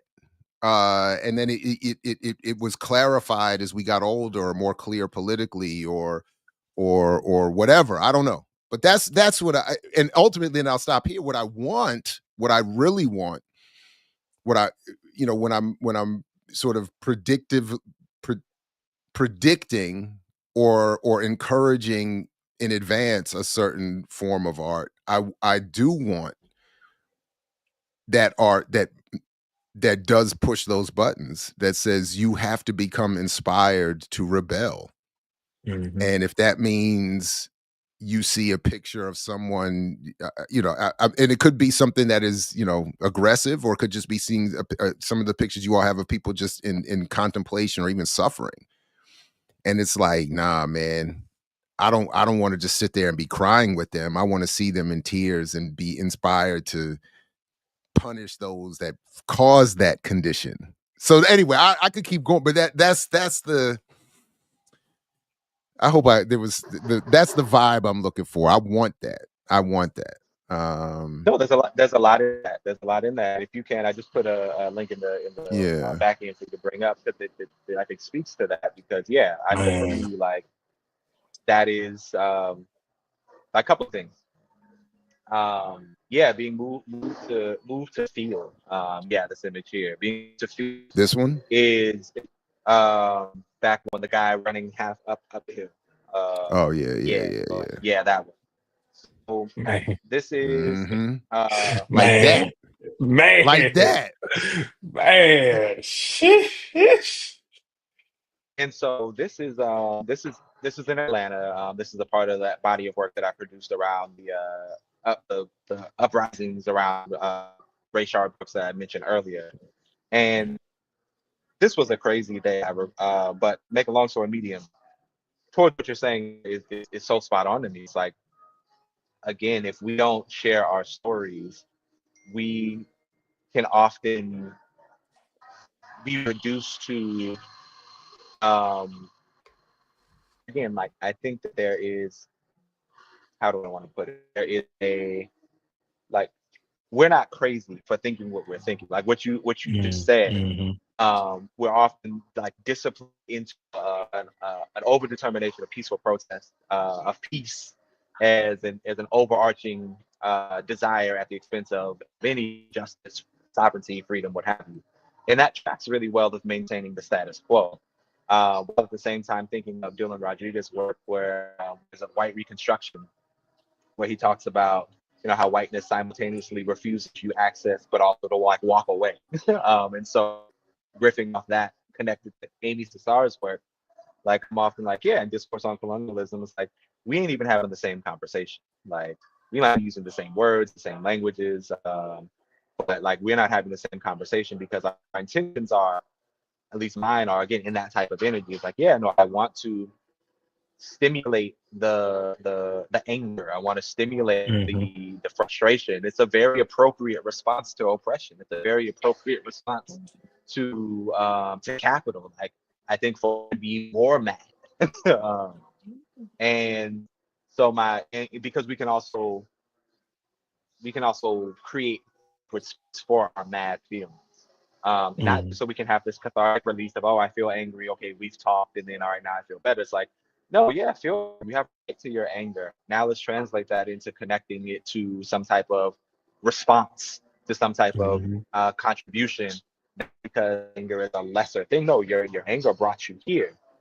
Now political education can deepen that anger, um, and and file it into, again, a collaborative endeavor. So this image was folks were working to take the freeway 7585 in Atlanta, and I remember it started pouring down rain. So it's a whole series of images of just of people running back downhill, and at this point in the image, people had already started running back downhill, and I thought it was really profound that like this brother was running uphill. So it's like running uphill, rain is pouring down as people are starting to go back. There's a huge police presence on the freeway on the other side. And I thought it was just like what a poignant way to describe the material, like the conditions of our people under this socioeconomic system. And on it's like a prison jumpsuit, and he had all the names of up to that point that had been assassinated by the state. Mm-hmm.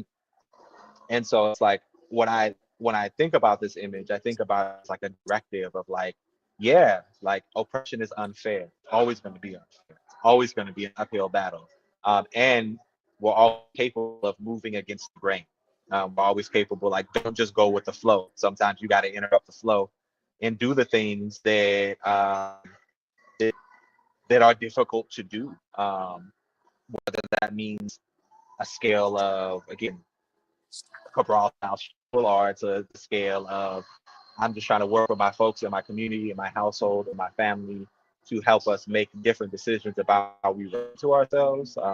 That type of work, in the visual accompaniments to stimulate that, I think is really, really wonderful, because like I don't know this brother, I don't know his name, um, but we were all out there for at least part of the same reason.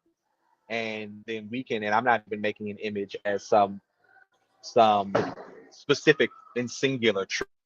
It's a storytelling. But with storytelling, we can have sincerity, we can have accuracy, we can have engagement. So I'm not like I tell people all the time, like my photography is a lot of things. It's not neutral, it's not objective, it's not trying to be. And so don't put for terms and phrases on my work like Black Boy Joy. Like don't put my work in that category. Don't put my work in the category of Black excellence. It is not Black excellence. It is not Black girl magic. It is, and it's not to pontificate, say I'm so robust, but it's like you've said a lot, Jared. This is one of my favorite points that I've heard you say over and over again. Of like, it's not the way that I paraphrase this. Like, it's not hard because we're wrong. It's hard because we're right.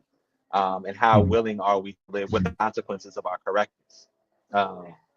And so at least visually, like if I am committed to this body of political ideas, then how committed am I to live with the seemingly material and real consequences of trusting that, and how I approach something as collectively engaged and as big as image making. Yeah, no, right on. And then in that picture, I'm like, where's he going? And why is everybody else walking downhill? Yeah. Mm-hmm. Yeah. But when Yeah, I was like, yo, like, and when I'm photographing, I don't like I see, but I don't see until I can really review what I've done. And the majority of my work is in black and white. I prefer photographing in black and white because I think it encourages people, it invites people to slow down. Because with black and white, you're really only dealing with three tones, black and gray. Whereas with color, you can get caught up in color photography is wonderful. I'm not hating on it, but you can get caught up in the brilliance of the red or the depth of the yellow or what have you. But with black and white, I think you're encouraged to deal with texture, tone. You know, like I think it slows you down and has you look more into what's there, which again, I think there's a big value in slowing down.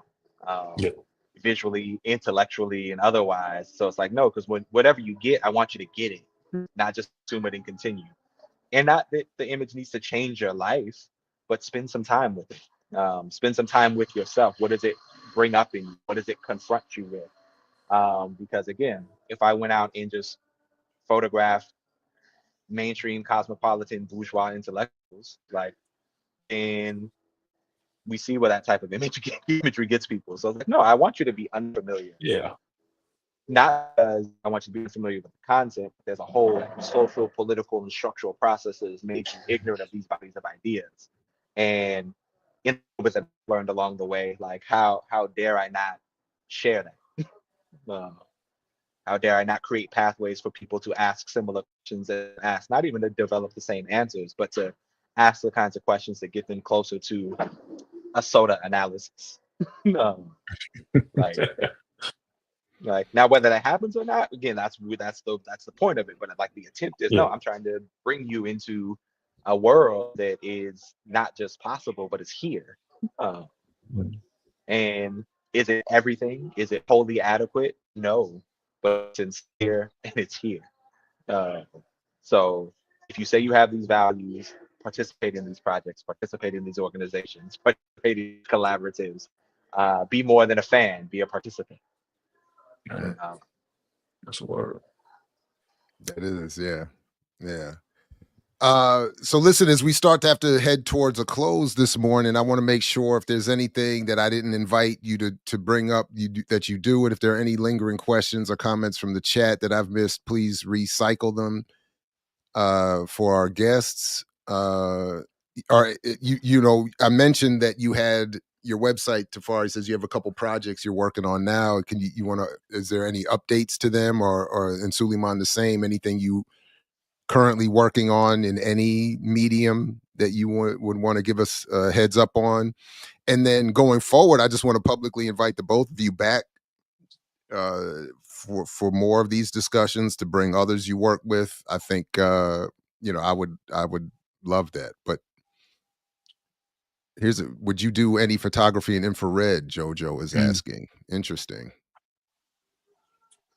I So haven't. I know people that do. It's dope.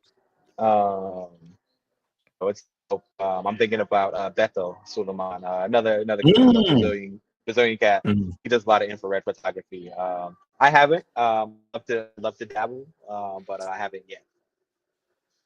But in I terms don't even of think I know what. connections, Yeah, so trying to I don't figure even out which way is understand. up. I'm trying to Google what is that even? What is that? I don't even know if I understand the question. What is infrared for? There's literally infrared photography, also known as IR photography, records wavelengths of light. Blah blah blah. Yeah. Anyway, I just who's the artist you were just referencing? Just This trying to cat see what named that looks like. Beto de Fritas. I'll send you a link Okay. All right. to check some of the stuff out. But yeah, no, and that I'm happy to come back any and every time. Again, Jared, again, we got a long history together, and I look forward to having a long future with you and yours as well, and deepening that connection. We want to bring, we got to bring you up to Chicago too. But in Yes, terms sir. of, Yes, sir. yeah, me and Pancho will be talking about bringing you up. So also shout out to Pancho. Definitely shout out. I mean, anytime. The excuse is always a good excuse to catch up with folks.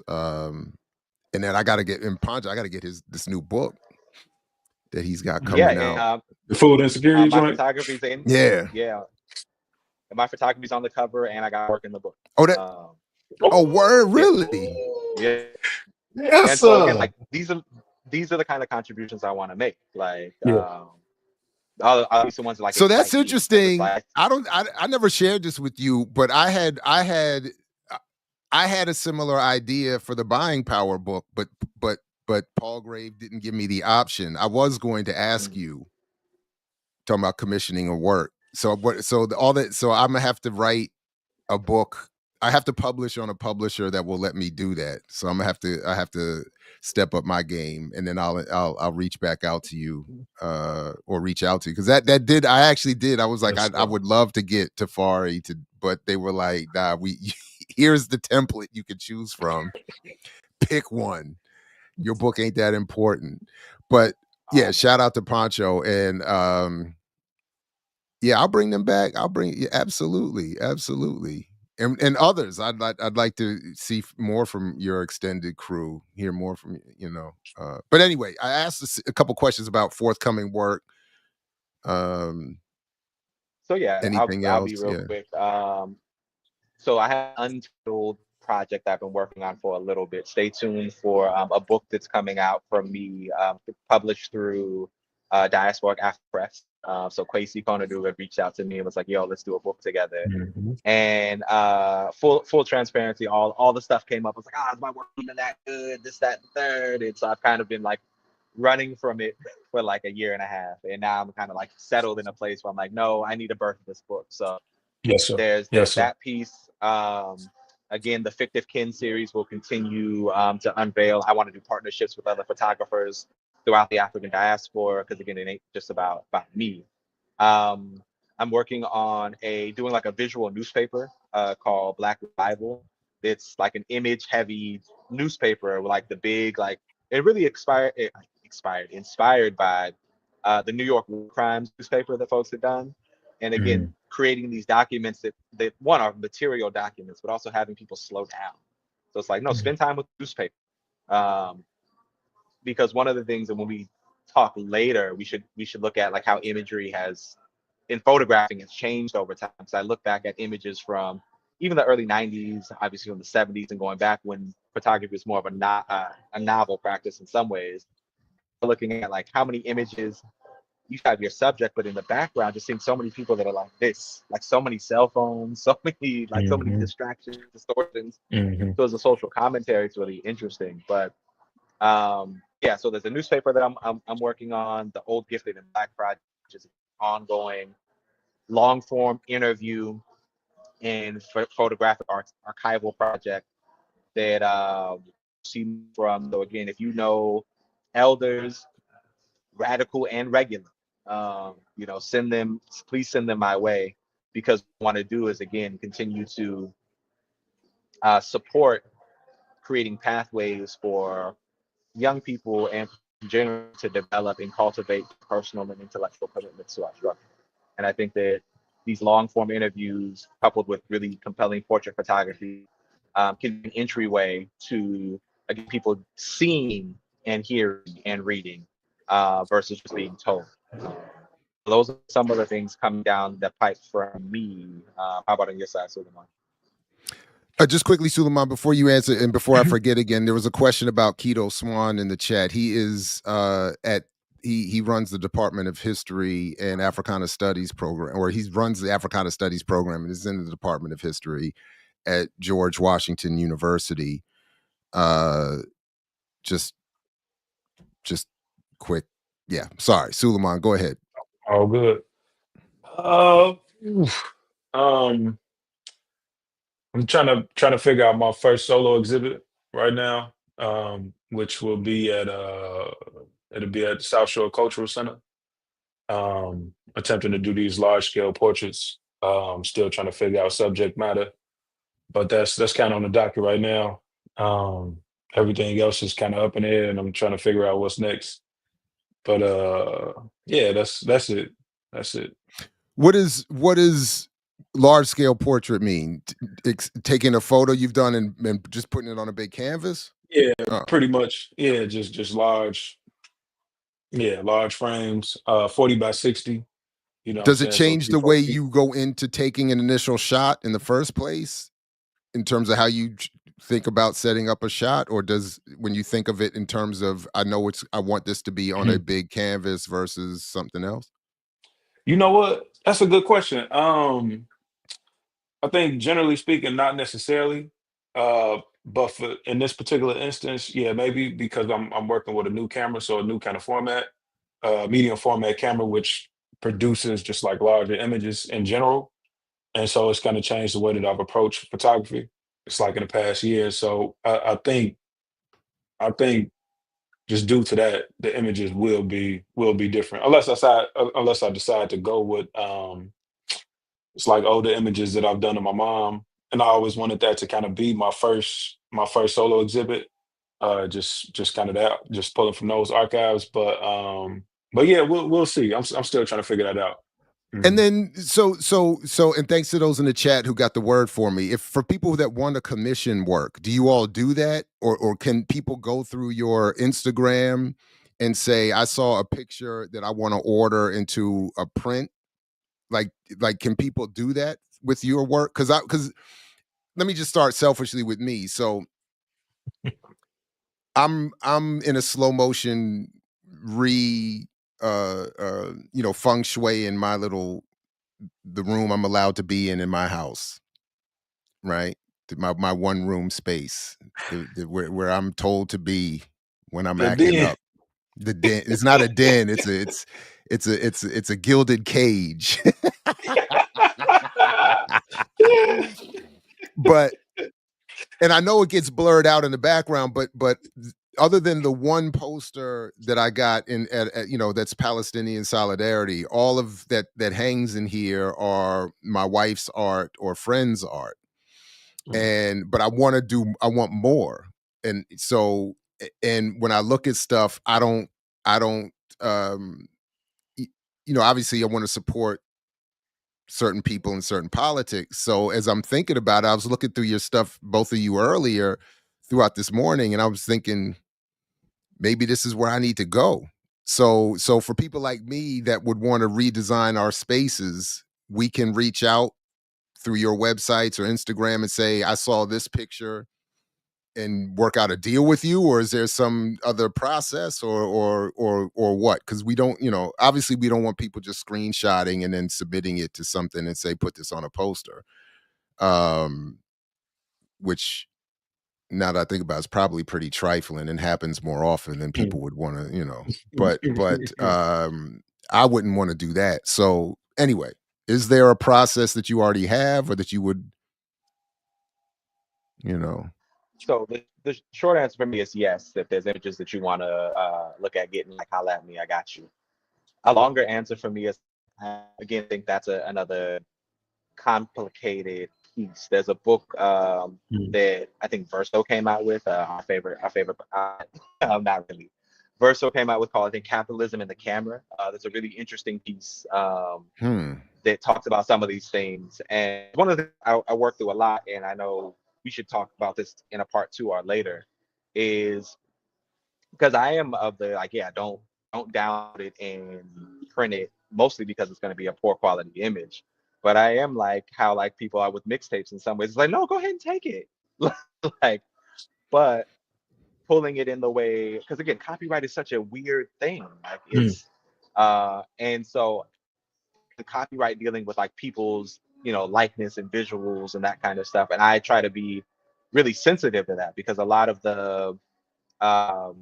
a lot of the conversation around photography is very colonial, very Mm. voyeuristic. Like I'm shooting, Mhm. I'm Mhm. I captured, Mm. I this and Mhm. that, and then they can then take that and be like, oh here, you can buy this image. One of the things I've struggled with for a long time is dealing with that piece. Is like, I want to share these images of people, but I also don't want to just like profit off of the imagery.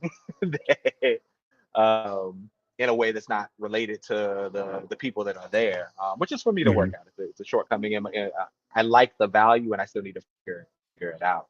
But yeah, in short, we can, people can purchase. I think the postcards is a big way to get involved with me.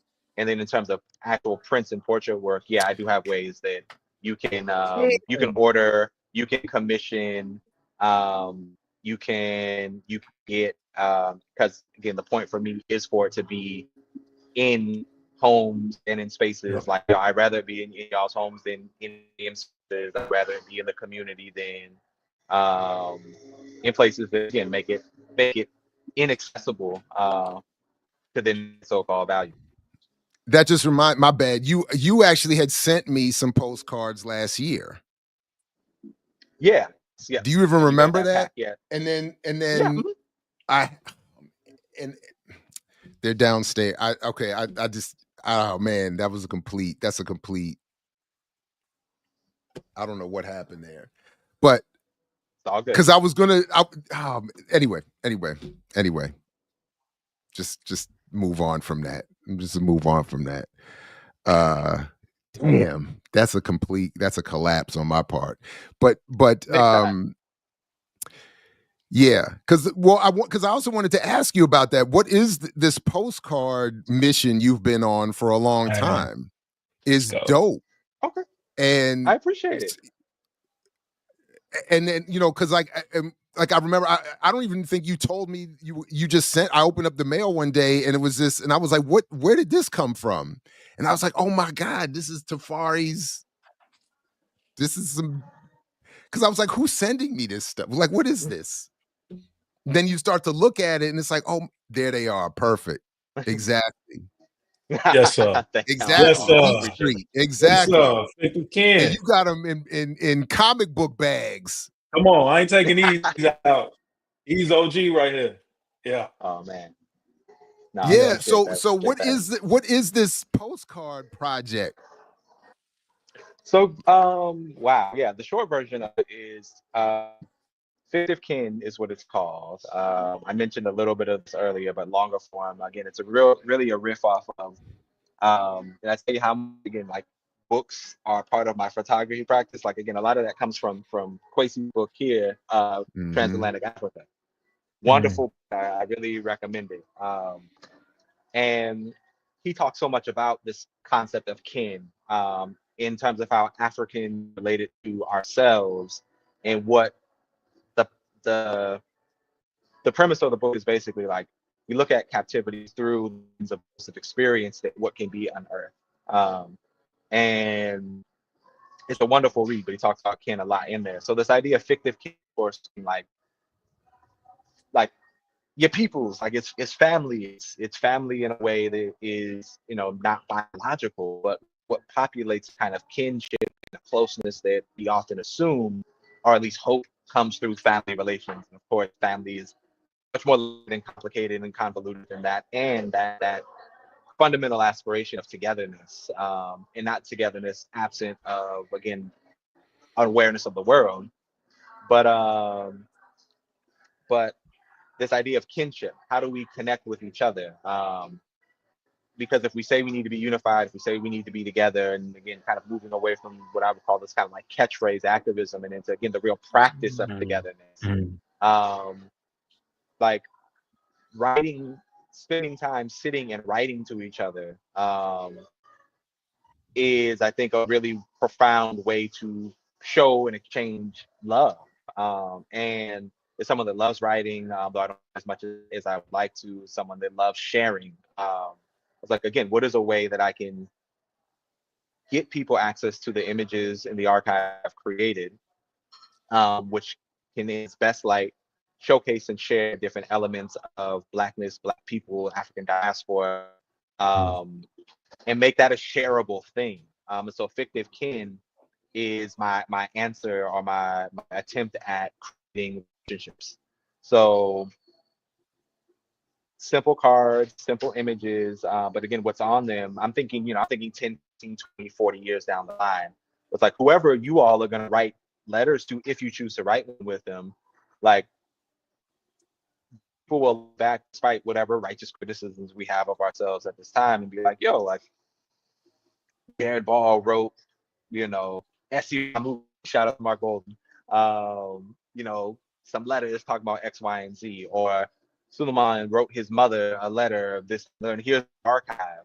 So it's like, here's a tool that, in its best light, I think can be like a radical archive of Black folks sharing with each other, folks changing with each other through something as simple and profound as writing, versus texting, versus emailing, versus FaceTime. Like, no, I'm going to sit down, think about what I want to say to you, write you something, and share it. And the goal of it over time is, again, they're one of a kind, in the sense that, I printed them, I packaged them. When this volume 1 sells out, there'll be a volume 2. There'll be different images in them, because again, the goal to me is to share. It's like, I have literally probably somewhere between 40, 70,000 images, and if not more than that. And it's like, what good are they just sitting on a hard drive? What good are they sitting, looking at? Yo, shout out to Lewis, man. Yo, good to see you, brother. How do we? So how can I share them? So fictive kin is really an attempt at that. And again, it's like, I've been to Cuba, I can share images from Cuba. I've been to Ethiopia, I can share images from Ethiopia. I've been to Ghana, I can share images from Ghana. I've been to Jackson, Mississippi. Shout out to Skip Poon.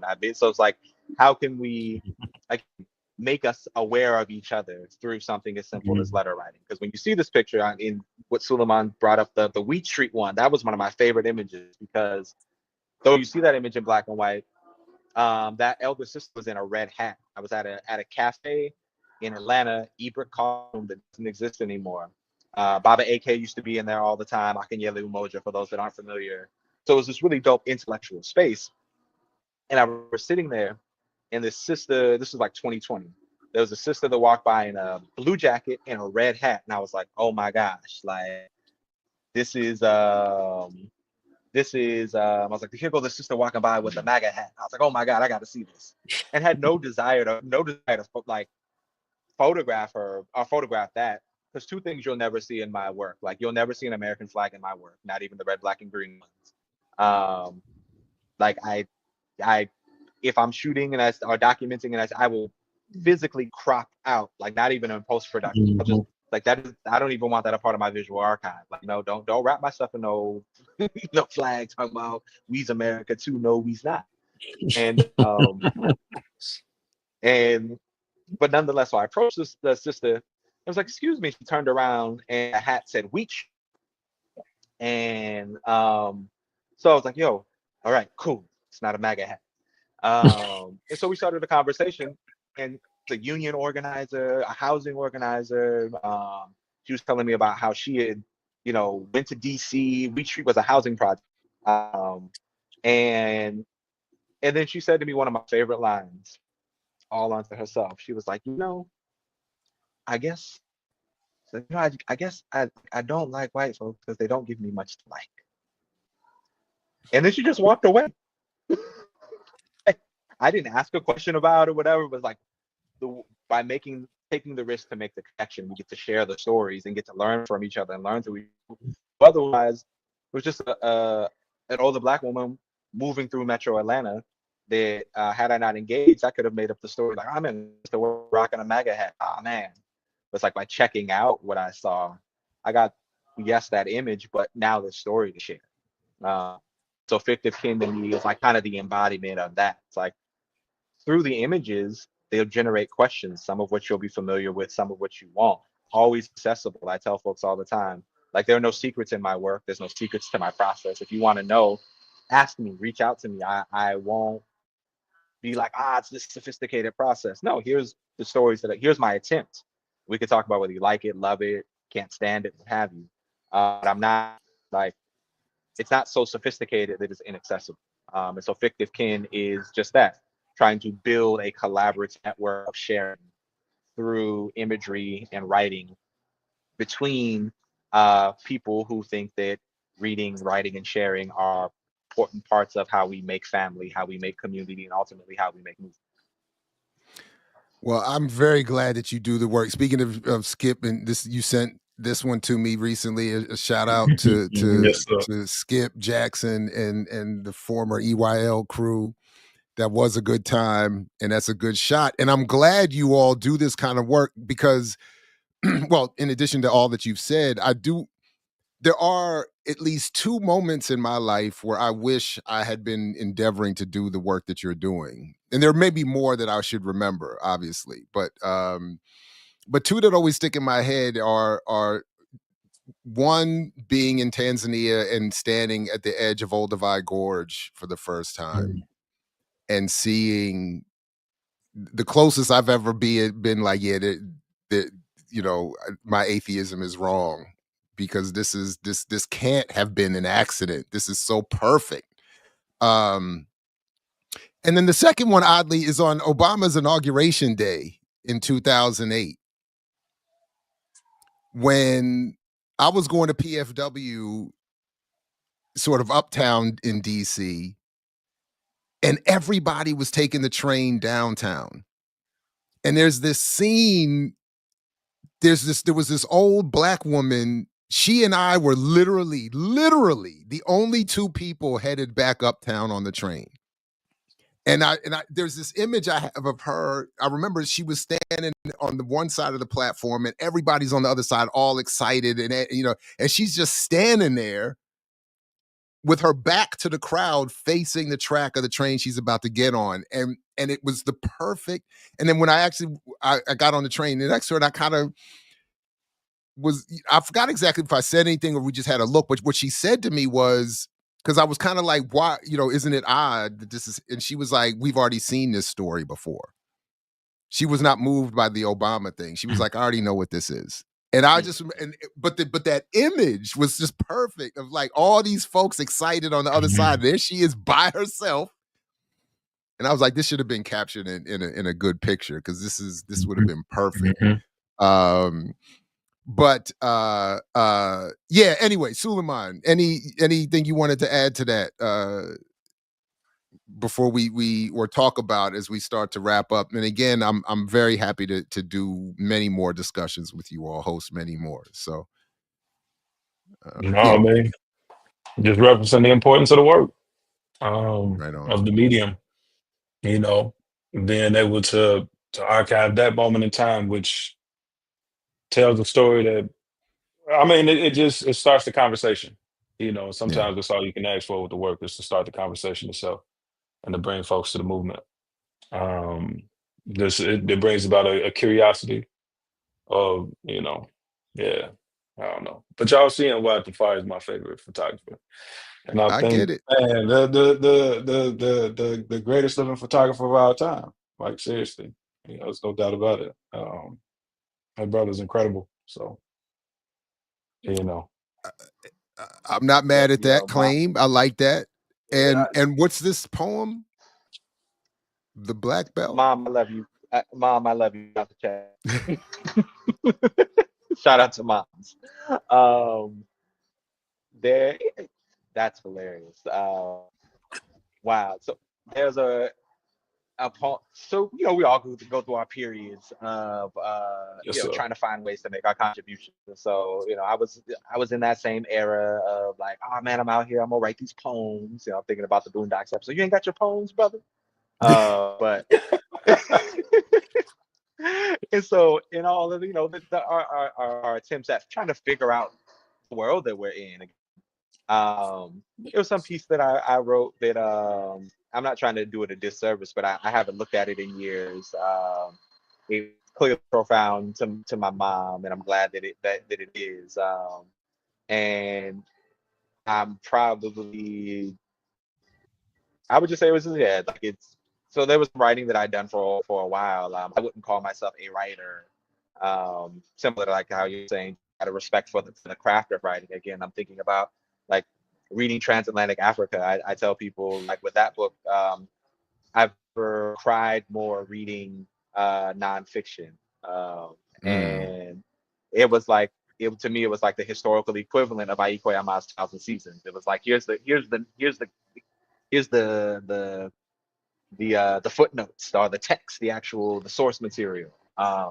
So like I love being moved by things. I think that part of our power as people is by feeling more, not by feeling less. And trusting the range of feelings that the human experience can give us, and trusting that our intelligence, authenticity, again grounded in a political understanding, is part of the strategy to get us out of this. Because we know why Fanon did what he did. We know why Nkrumah did what he did. We know why Winnie Mandela did what she did. Like, we know why people do. We know why Pam and Ramona still do what they do. Like how, Mumia can be behind, so much concrete, so much bars, so much carcerality, and still reflect so much love and light. Mm, And mm, that's really what it's to me what it's about is and again not a liberal love and light, not a peace and blessings type vibe, but it's like, no, we really do deserve the things that we want. We really do mm. deserve the stuff that we're tending to. So let's take seriously the prospect of engaging in the practices that get us closer to that. And so yeah, like I think that we gotta keep doing the connecting, keep doing the building, keep doing the learning, keep doing the deepening. Because all of this is practice for the real thing that's unfolding as we're doing it. And again, I think our imagery is archiving that journey. Right on. Suleiman, anything else? Parting shots, wrap up. Yeah, the Obama thing was serious, and even Arma got caught up in it at one Yeah, point, yeah, Wow. saying that Obama's biraciality would help him navigate the presidency. I was like, oh wow. yeah. Like, He had a we all essay in we that all book need that help. was a We re- all need help. yeah, no, All of exactly. us need Yeah, help sometimes. look, yeah, look again, not like yeah. I mean, I even remember I was looking through some of my work again. Like I said yesterday, I saw some images that I had of Runoko Rashidi as well. I was like glad to have the images. And Mm, the funny thing is, the first thing I thought about was like, man, you had some bad takes on Obama. But like so many people did. Um, and um, but yeah, because I remember Aiko on that. What is that book? Remembering the Dismembered Continent. Yeah, lots of things. It was like love your writing. I don't agree with this. And so this one can just put that one to the side. And Everybody, uh, all of us fall down every once in a while. We need, real talk. the Yeah. community to pull us back up. Be There you like, go. I don't I don't always agree with myself. I don't always like myself. Like yeah, it's really. like no, Tafari, that ain't make no sense at all, man. Like um and if we don't have that level of honesty, then I think and Jared, Mm, you talk about this, and I know we're at time. It's like then it is harder for people to relate to each other in terms of principled criticism, because if mhm, principled criticism always feels like a personal attack in a social construct that says if I'm perceiving I'm being attacked, I must attack. Like Mm, nah, the tools are different when I'm trying to build with people than the tools when I'm not trying to build with people. mm, Um, and so the mm. tools of photography, again, are different in the spaces I'm trying to be in versus if someone that's not in our collectives or communities or probably hires me to do something, my approach to the imagery is different. My commitments are different. I'm okay with that. Like, but there's no logical conclusion. So I'll give my last final shout outs again. Like, I'd be remiss if I didn't mention again Educational Institute out of Atlanta, Tafari Melisizwe, who I think would be great to bring on as well. Wakes has a great photography background. Did a lot of work with Baba Fukia, and all that stuff. Again, Music Move Chicago and Arif Smith, Regina Medics, Public Narrative. The folks that I mentioned worked with, because if we don't share that, then again, there's so much in Chicago. Just even thinking about Chicago. Shout out to Leaders of the Beautiful Struggle in Baltimore. Lawrence Grand Prix and I have had long form conversations about these kinds of work in photography, and so I'm also glad to do this in return to talk more technically about photography if we want to as well, because again, if we say Black people do everything, we can also tap in on this range of things. I'd be happy to share, or whatever people are interested in hearing about the images that I'm making and what I'm attempting. Fellas, this has been great. Definitely stay in touch. I look forward to doing more, supporting your work more, and encouraging others to do the same. If they're not there already, the links to all of their work will be in the show description shortly. So folks, definitely, if you haven't already, tap in. Suleiman, Tafari, thank you very much. This has been great. You, brother. Thank you.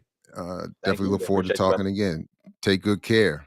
Peace, because I know you'll be willing to fight for it. All right. Yes, sir. Not just peace and blessings. All right, fellas. Take it easy. All right, good people. Big shout out to Tafari and Suleiman. Thanks to them and for their work and for coming through. Thanks to all of you for being here this morning. And please do like, share, subscribe, put this in your socials, share this with folks, invite them to tap in as well. And if you can, support their work however you can. And make sure you have the bell rung for all the stuff coming up here on the platform, be it later today and certainly back tomorrow with the remix. And yeah. And if you, like I've been saying, if your interaction, if your dose of Jared is set correctly as it is, cool. If you can tolerate just a little bit more, you could check out my channel. The link is in the show description. But otherwise, feel free to just catch me here at Black Liberation Media. And I know I'll be back Friday and Saturday this week. And then, yeah, but the remix is back starting tomorrow. So, well, not starting, they've been started, but, back again tomorrow. And yeah, make sure you check everything. Thanks again, everybody. It's been great. Peace again, only if you're willing to fight for it. We don't just do some silly peace and blessings around here. And I will catch you next time right here at I mix what I like, what I like, what I like, what I like, what I like. What do you sacrifice? Calm, kindness, kinship, love. I've given up all chance at inner peace. I made my mind a sunless space. I share my dreams with ghosts. I wake up every day to an equation I wrote 15 years ago for which there's only one conclusion. I'm damned for what I do. My anger, my ego, my unwillingness to yield, my eagerness to fight, that set me on a path from which there's no escape. I yearn to be a savior against injustice without contemplating the cost, and by the time I look down, there's no longer any ground beneath my feet. What is my sacrifice? I'm condemned to use the tools of my enemy and defeat them. I burn my decency for someone else's future. I burn my life to make a sunrise that I know I'll never see. Now, the ego that started this fight will never have a mirror or an audience or the light of gratitude. So what do I sacrifice? Everything, everything, everything, everything. I mix what I like, what I like, what I like, what I like, what I like.